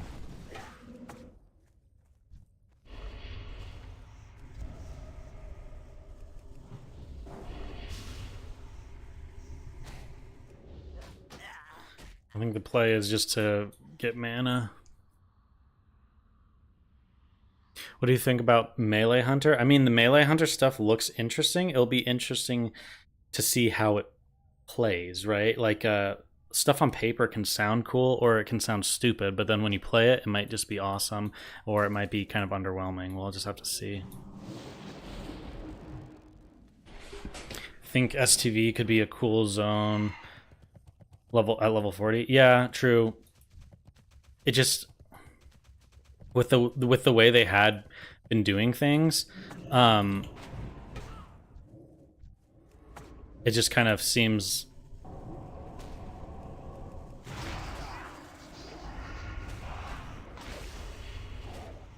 I think I'm gonna win, guys. We got this, right?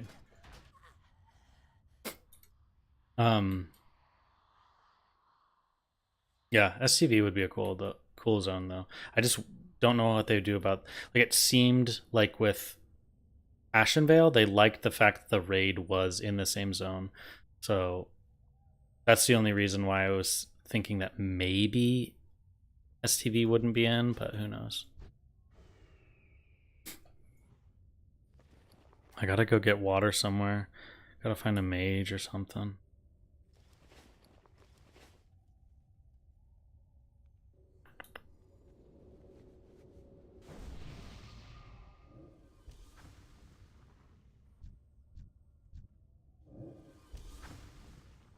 Do you think Nomer will be a 25 raid or 40? I don't think they're going to do... My guess is they won't do any 40-man raids until 60. I think they're just going to try and, you know, not deal with having 40-man raids until endgame. Oh, you mean level?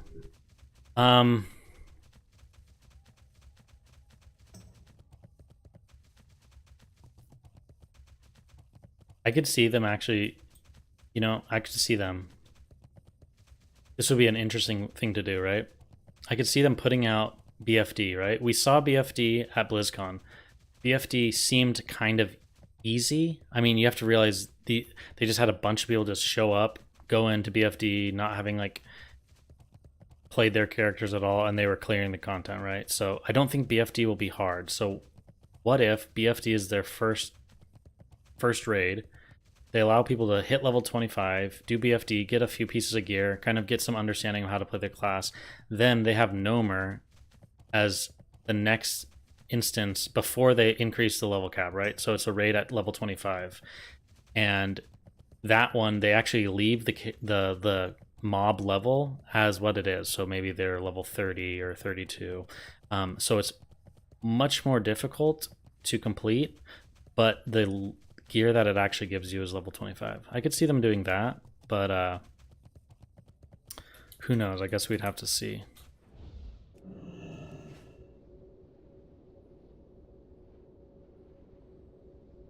Yeah, you make a good point. We only saw the first 3 bosses, so yeah, normally you're right. The intro bosses are definitely going to be easier than the bosses later on in the game, so that could be something that kind of changes things up for sure.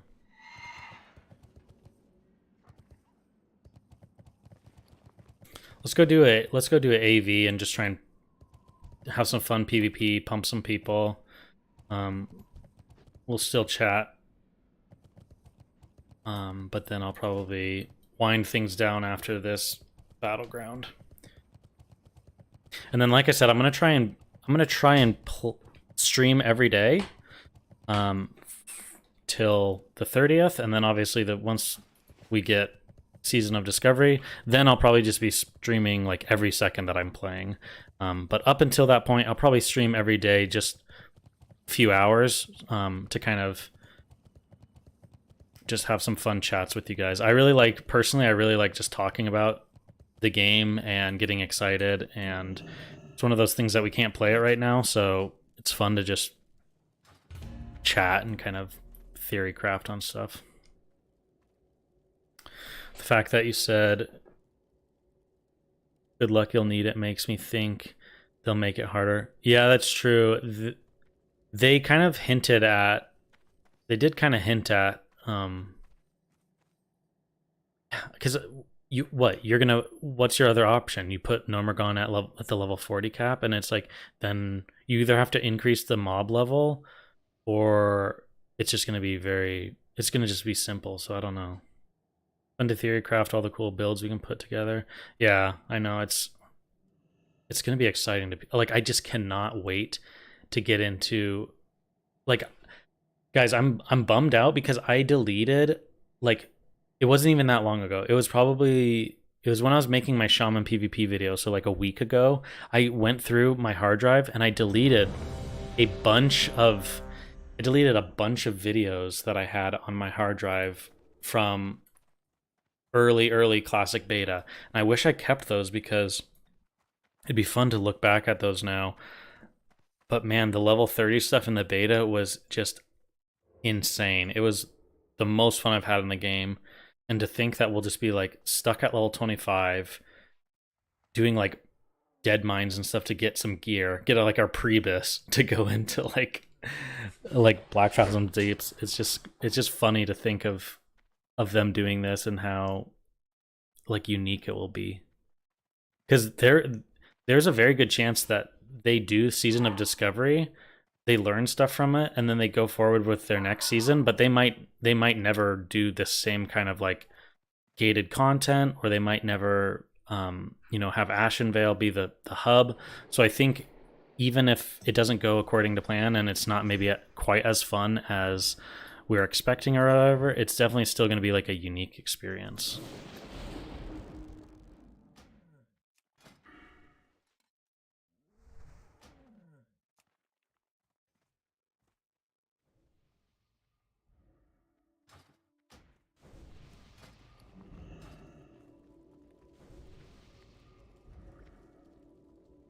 I think it might be that Nomer and SM are both level 40 raids, since they are both in starting zones of opposite factions. Nomer gone for... that's a good point. Zaki, you're coming through with some wisdom, man. We've had some good takes. Yeah, I mean, that's true. That would kind of even the plan. Yeah, like you'd have one in a horde zone, one in an alliance zone, and both of them were leaked. Like, you'd think if it was going to be at 25, they'd say like, oh, we're going to do Black Fathom's Depths, and then, we'll do Normagon after that or something. But the fact that they're both leaked for what seems like future stuff, it would make sense that they are at the same time. Thanks, I've spent way too much time theory crafting. I know, man. That's the kind of stuff I love to do, is just think about all the changes and the new stuff that's happening, because there's a lot of people that play this game, but then they don't don't comment on forums, or they don't really discuss it with other people. So there's a lot of people that have like crazy good ideas, or like some good takes on upcoming content, and that's why I like to chat with you guys, because I mean, I learn just as much from you guys as you guys learn from my videos. So that's why, like, people always will say something like in comments like, oh, thanks so much for making this video or whatever. But it's like, half the time, the stuff that I read in the comments, like, is what kind of sparks ideas for me and makes me excited to put out content. I just can't decide what to main now. Been a druid main for so long, but I don't know if I want to go again. I mean,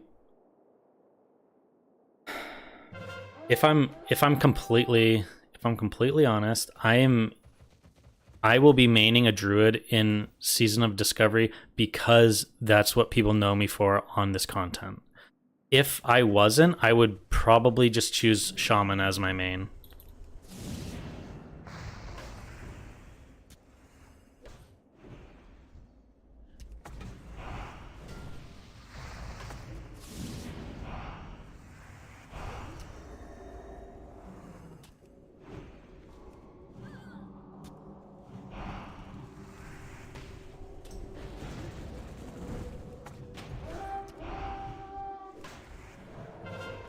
Did that guy shadow reflect on me?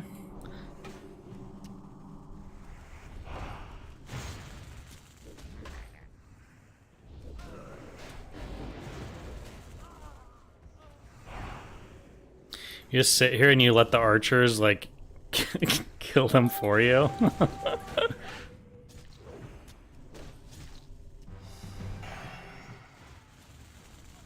battle.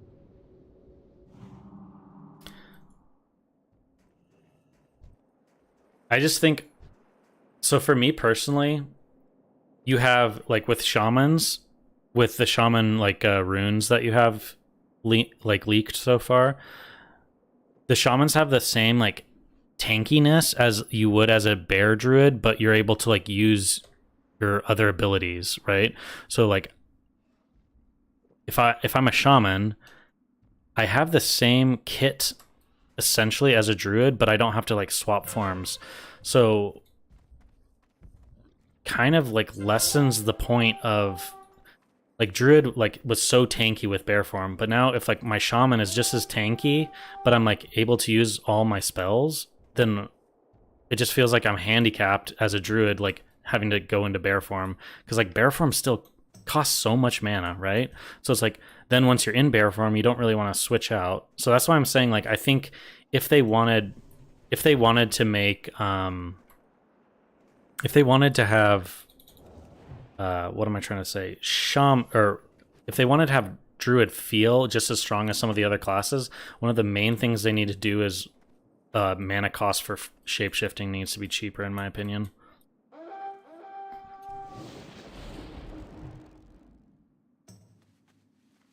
I feel like shaman base off polling is like 40% of horde players at the moment. True, you're gonna have you're gonna have a lot of people just back out from just, like, attrition. You're gonna have so many people playing shamans that they're gonna be like, meh, I'll do something different.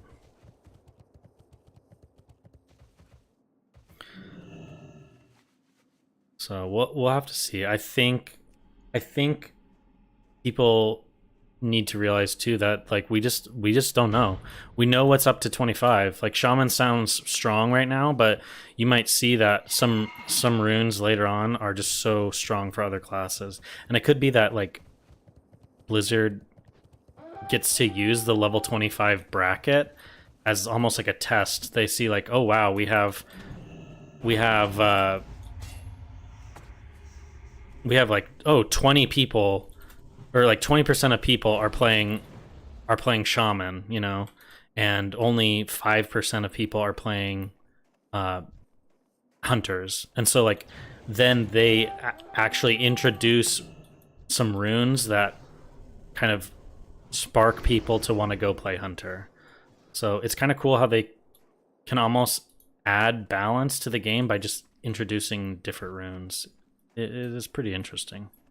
Like, I don't know if Blizzard was, like, this five-head about things and, like, really was thinking this deep into stuff, but it seems like there's actually a lot of very interesting things that they've done that could drastically change how Classic does going forward. Even if they're just using this as a way of like testing things. You'd be curious if they address the clunkiness of forms as druids. Yeah, I mean, like just even like a mana thing would be great for druids, even if it took up a rune slot where your oh no, your spells, your talent, you're taking up a rune slot, but you're getting cheaper form switches. That would be great. Because right now it's like if you're going to switch forms a lot with druid, you're gonna go so it's like, I don't know. That's kind of what I was saying earlier. I don't know if some of you probably weren't here, but it's like with druid, it's like it's like you're always kind of like just okay at everything, but you were okay at everything, whereas some classes really sucked at things. Whereas now, like, more classes are getting a little bit of like love in terms of they're able to do some other things fairly well now, but druid still is just decent at everything. Like, even the changes, it's like, yeah, you're gonna buff feral druid, right, in a PvE situation, but like for PvP, like a feral still won't be able to sit in cat farm and DPS because they have no CC, and so any class that has CC, like a rogue or something, is just gonna destroy them. So I don't know.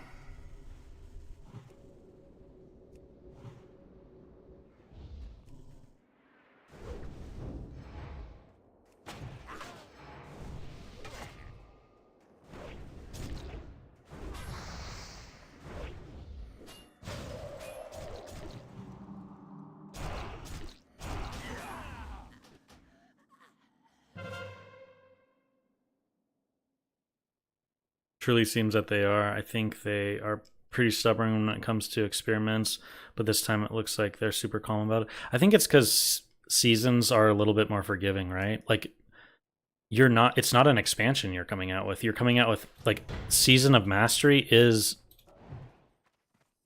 truly the perfect way for Blizzard to experiment, because they could completely destroy the game in a Season of Mastery and it wouldn't matter, because the season would end and people would move on to something else, right? So it's like, it allows for a lot of forgiveness with decisions, and I think it allows them to be a lot more experimental with things. So I hope they actually do capitalize on it moving forward.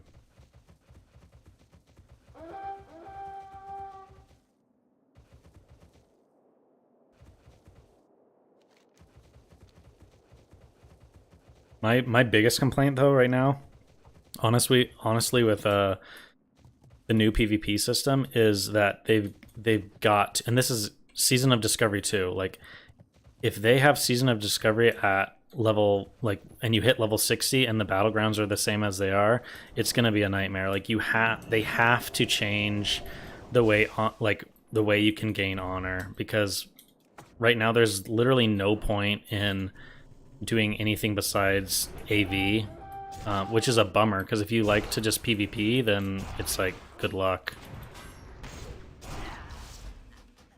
And AV, like, I mean, like you're seeing, it's so hard to actually PvP in AV, because one, everyone gets mad at you because you're not doing the PvE objectives, and then also, like, if you want to try and just go out and PvP in AV, like, it's just other alliance like zerging around, so you never get any like fun fights. It's just like, you know, getting stomped by like 15 people as they run to the next PvE objective.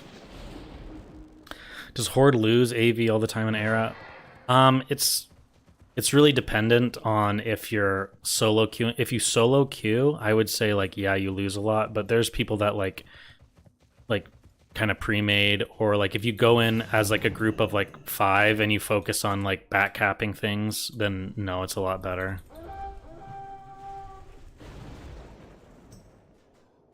I thought he died. He potted right at the end.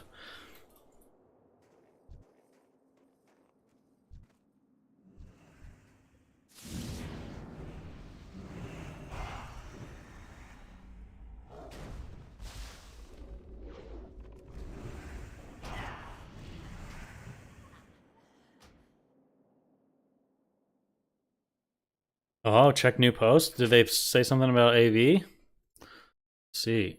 On Wowhead. Okay. Sick.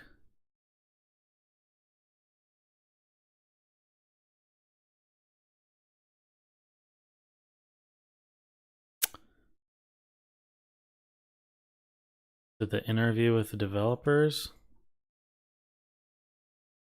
Let's see. AV.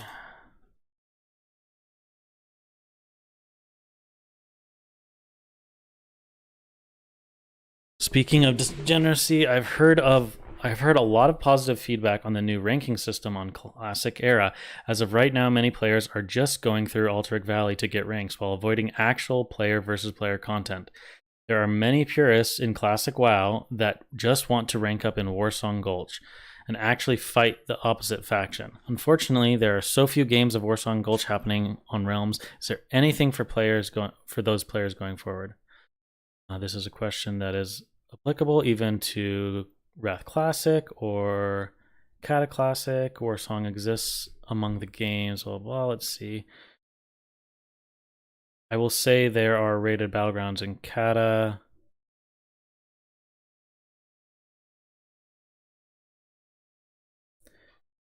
The excitement of community tournaments. People want to PvP and we want to support that. Still on the topic, can you explain the Ashenvale open world PvP event? From what we got, it sounded sort of like Alterac Valley.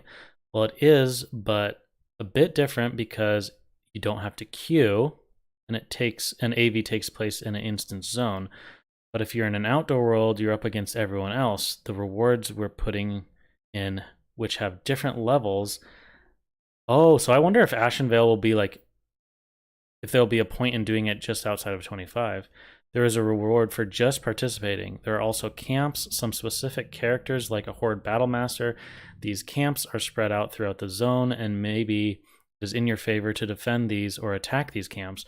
Participating in the event, you will also earn reputation for the Warsong Gulch. Okay, cool. We're also adding new items to these reputation vendors.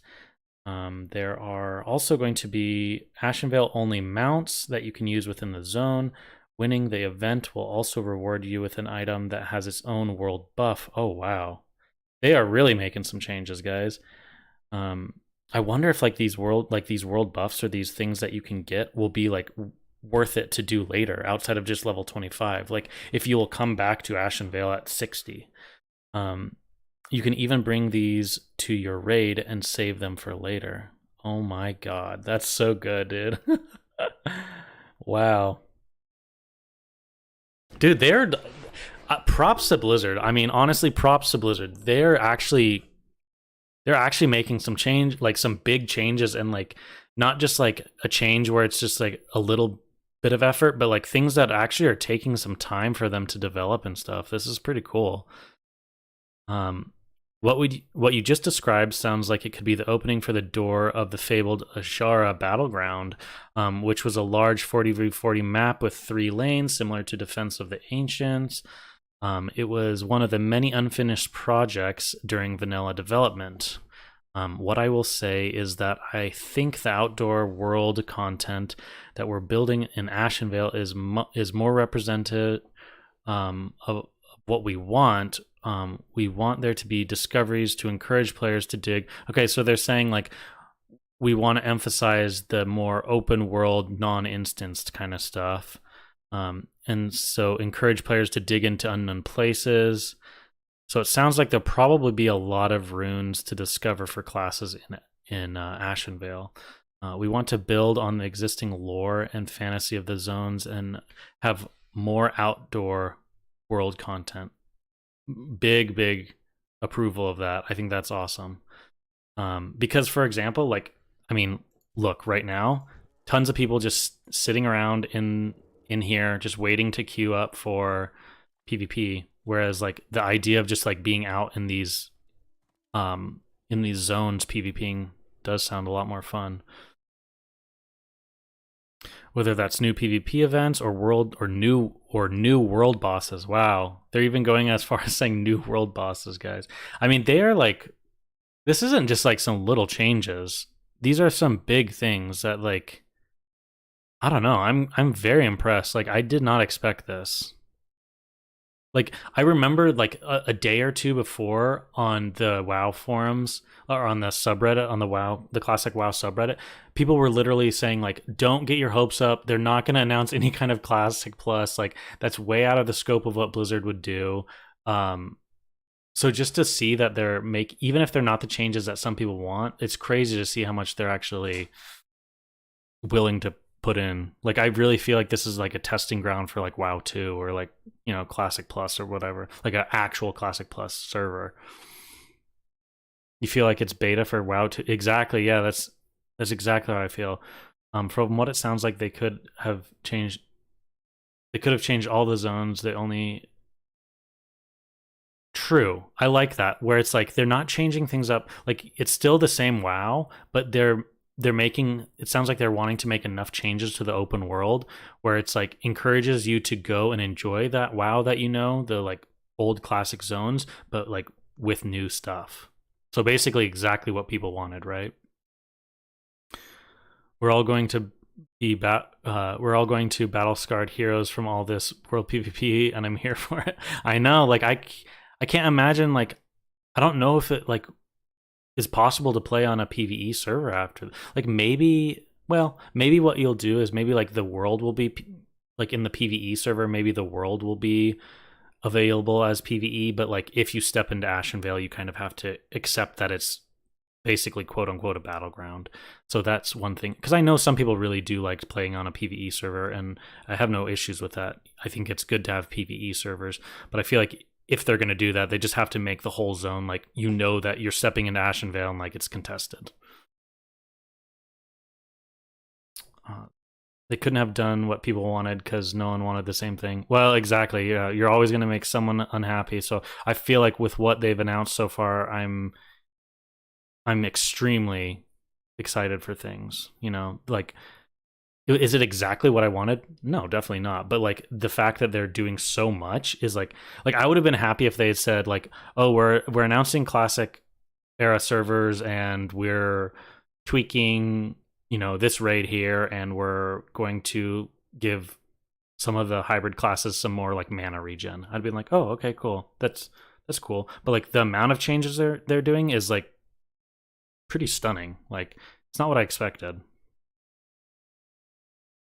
Shout out to Holly L and Agron for this. They delivered on what they promised and what the community asked for. Yeah, I mean, like, I definitely think the the team over there is just, I don't know, above and beyond for this. And I don't, it does make me wonder, like, this was in far enough in the workings that this is definitely stuff that's been going on for a while. So I wouldn't credit this at all to like Microsoft coming over, but it'll be interesting to see how that takes, like if that has any impact on things in the future too. The announcement was kind of bad. Yeah, I I think the problem is like the way they announced it, it just like it wasn't it. Like reading all this stuff, now I'm getting a lot more excited, but when they first announced it, it sounded so much like just it just sounded weird. Like, oh, you go out and you find abilities laying around and you can like learn these new, like I was just thinking more of like, oh, I'm gonna go find a pally ability as like a warlock and now I'm a paladin warlock, or I don't know, just the way they first showed things off at BlizzCon, I was definitely a little confused with the way they were going about things. But I've over the last few hours and few days, I've definitely kind of I don't know, definitely more excited for the way things are going. Hey, what add-on is it that changes gear and drink? Changes gear and drink? There's like this stuff is just item rack if you're asking that. And then I don't know about what you mean about drink though.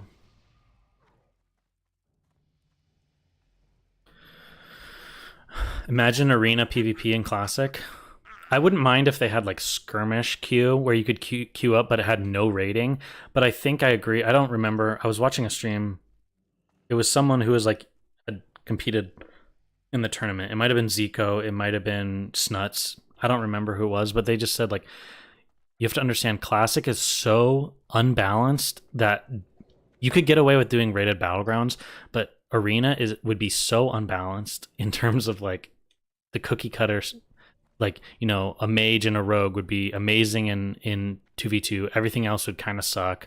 Maybe you could get away with like a holy pally, and no, you couldn't even get away with like a holy pally and a warrior. You just CC the holy pally all day. The problem is like Classic WoW is so imbalanced that it's hard to do Arena. You can get away with rated battlegrounds or something because there's more players and it's a little bit more strategy and stuff.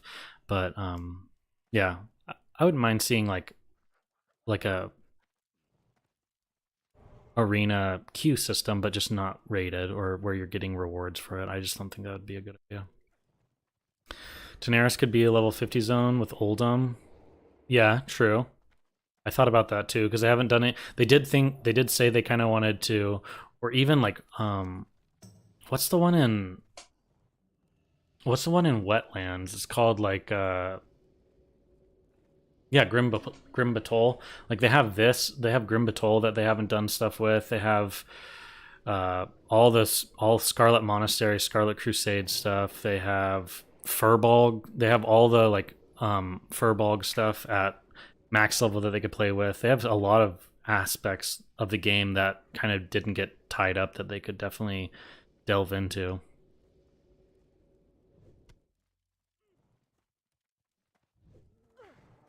Healer mage and a warlock and twos. Yeah, exactly.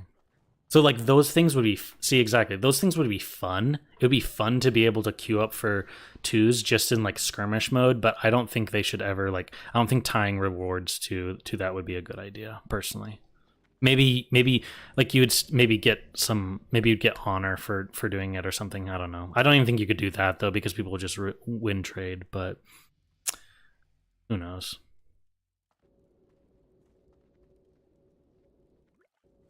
Yeah, that's exact. Nick Roth, exactly. Yeah, the way they said stuff is just like if you're a mage, you can be a healer, and it just made it sound like you can be whatever you want to be. And I was just so I think the way they delivered the stuff at BlizzCon, it was like, this is gonna be way different than Classic WoW. I thought it was more like pick your class and just do whatever you want, you know. Arena in WoW was kind of a mistake. The devs said back in the day that it led to homogenization of all classes. Yeah, because it's like, it is true, because then they're like, oh, well, you know, mages don't have a heal, so now we'll make it so that when you ice block, you can heal. And it just made it so, like, quickly, like, very quickly, all classes had a heal ability. Every class had some kind of, like escape, some hard CC, all this different stuff, whereas, like, in Classic, they don't really have that kind of stuff. Turn Hogger into a roaming world boss event.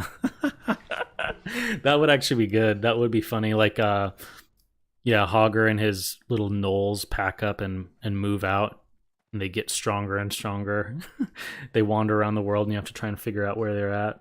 Can you imagine? People are like spamming, like, oh, Hogger's in, you know, in Ashenvale, and we have to go out and kill Hogger. They have the world is their oyster, literally. They have like so many things that they could do with the game, and it shows that they're willing to experiment and stuff. It's true, I enjoy Arena, but I think it killed a lot of the game. Yeah, I mean, like, I'm definitely a huge Arena fan. I love Arena, but that being said, like, when they made the Classic WoW, or not the Classic WoW, the Cataclysm announcements, I was just like I wasn't super excited about it, but then I was like, man, Feral Druid, I remember Feral Druid in twos with a mage was so fun. Like, your bleed damage was crazy, and oh, Feral Druid would be kind of fun. Like, maybe I'll go back to Kata and do some Arena, you know? So, like, I love Arena, and I think Arena definitely has its place in the game, but it's like, with Classic, I think it's just a little too hard to balance around it. So if they did add Arena, I wouldn't be sad, but I just don't want it to be like rated. I don't want there to be anything outside of just it for fun. No era servers is a mistake. What do you mean? Like no new server? Or, I guess I don't know what you mean. Still, probably we are one of the few people who thought it would be like Ascension WoW because we were one of the few people to even know about this game. Yeah, I did see a lot of people saying that though, or like they were saying like stuff about private servers at first. I feel like people have kind of warmed.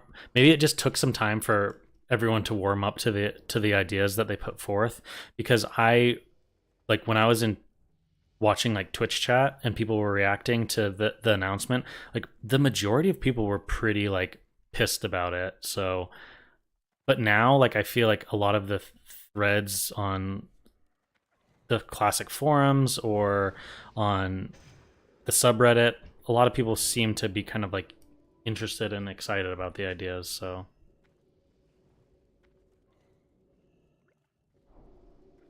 oh, era servers for each expansion. Yeah, I do think there's a lot of people that would like I feel like just having one um uh I think just having one server for each, like one server for TBC and one server for Wrath, wouldn't be the worst idea.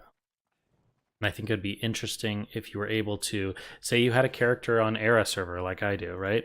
And I have this character and I'm like, I'm kind of wanting to go to Wrath now. It'd be cool for me to be able to copy this character over to the one TBC server or the one Wrath server.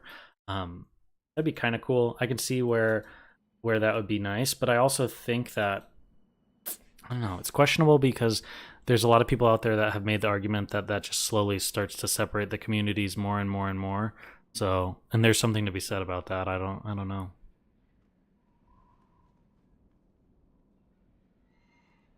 I play retail every once in a while, and you play Resto Druid.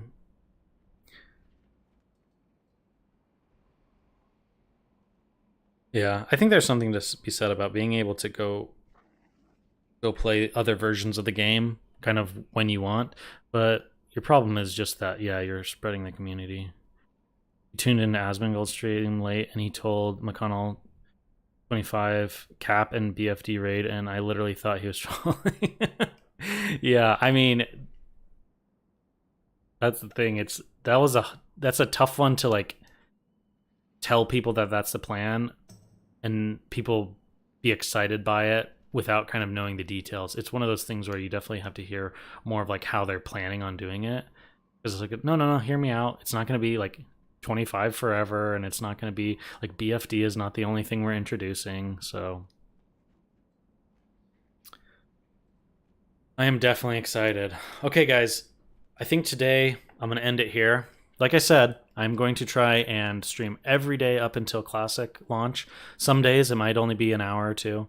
Other days, if we're vibing and having fun and we have some good conversations going, then maybe I'll stream longer. But yeah, a few hours every day should be kind of the norm. I'll probably put some videos out here and there as well. And then once we get to Season of Discovery, I will be streaming just constantly while I'm playing. I'll just have the stream on when I play. So that should be fun. And then kind of things to expect in terms of, I know a lot of people have asked about like, oh, what am I going to play? Where am I going to, like all those things are going to be probably, I'm going to figure out as we go, you know, like once we get closer, I'll figure out if I'm going to be Alliance or Horde, and if I find a good guild to play with or something like that. So yeah, I mean, if any of you guys have a good community that you know of or is going to be taking the game fairly serious, hit me up and we can see if I can if I'd make a good fit with you guys. But yeah, thanks for tuning in, and I will catch you later. Yeah, Aaron, I mean, like I said, I don't have a guild right now at all, so if I find something or someone in the community reaches out, we'll figure something out. Okay, all right, take care, guys.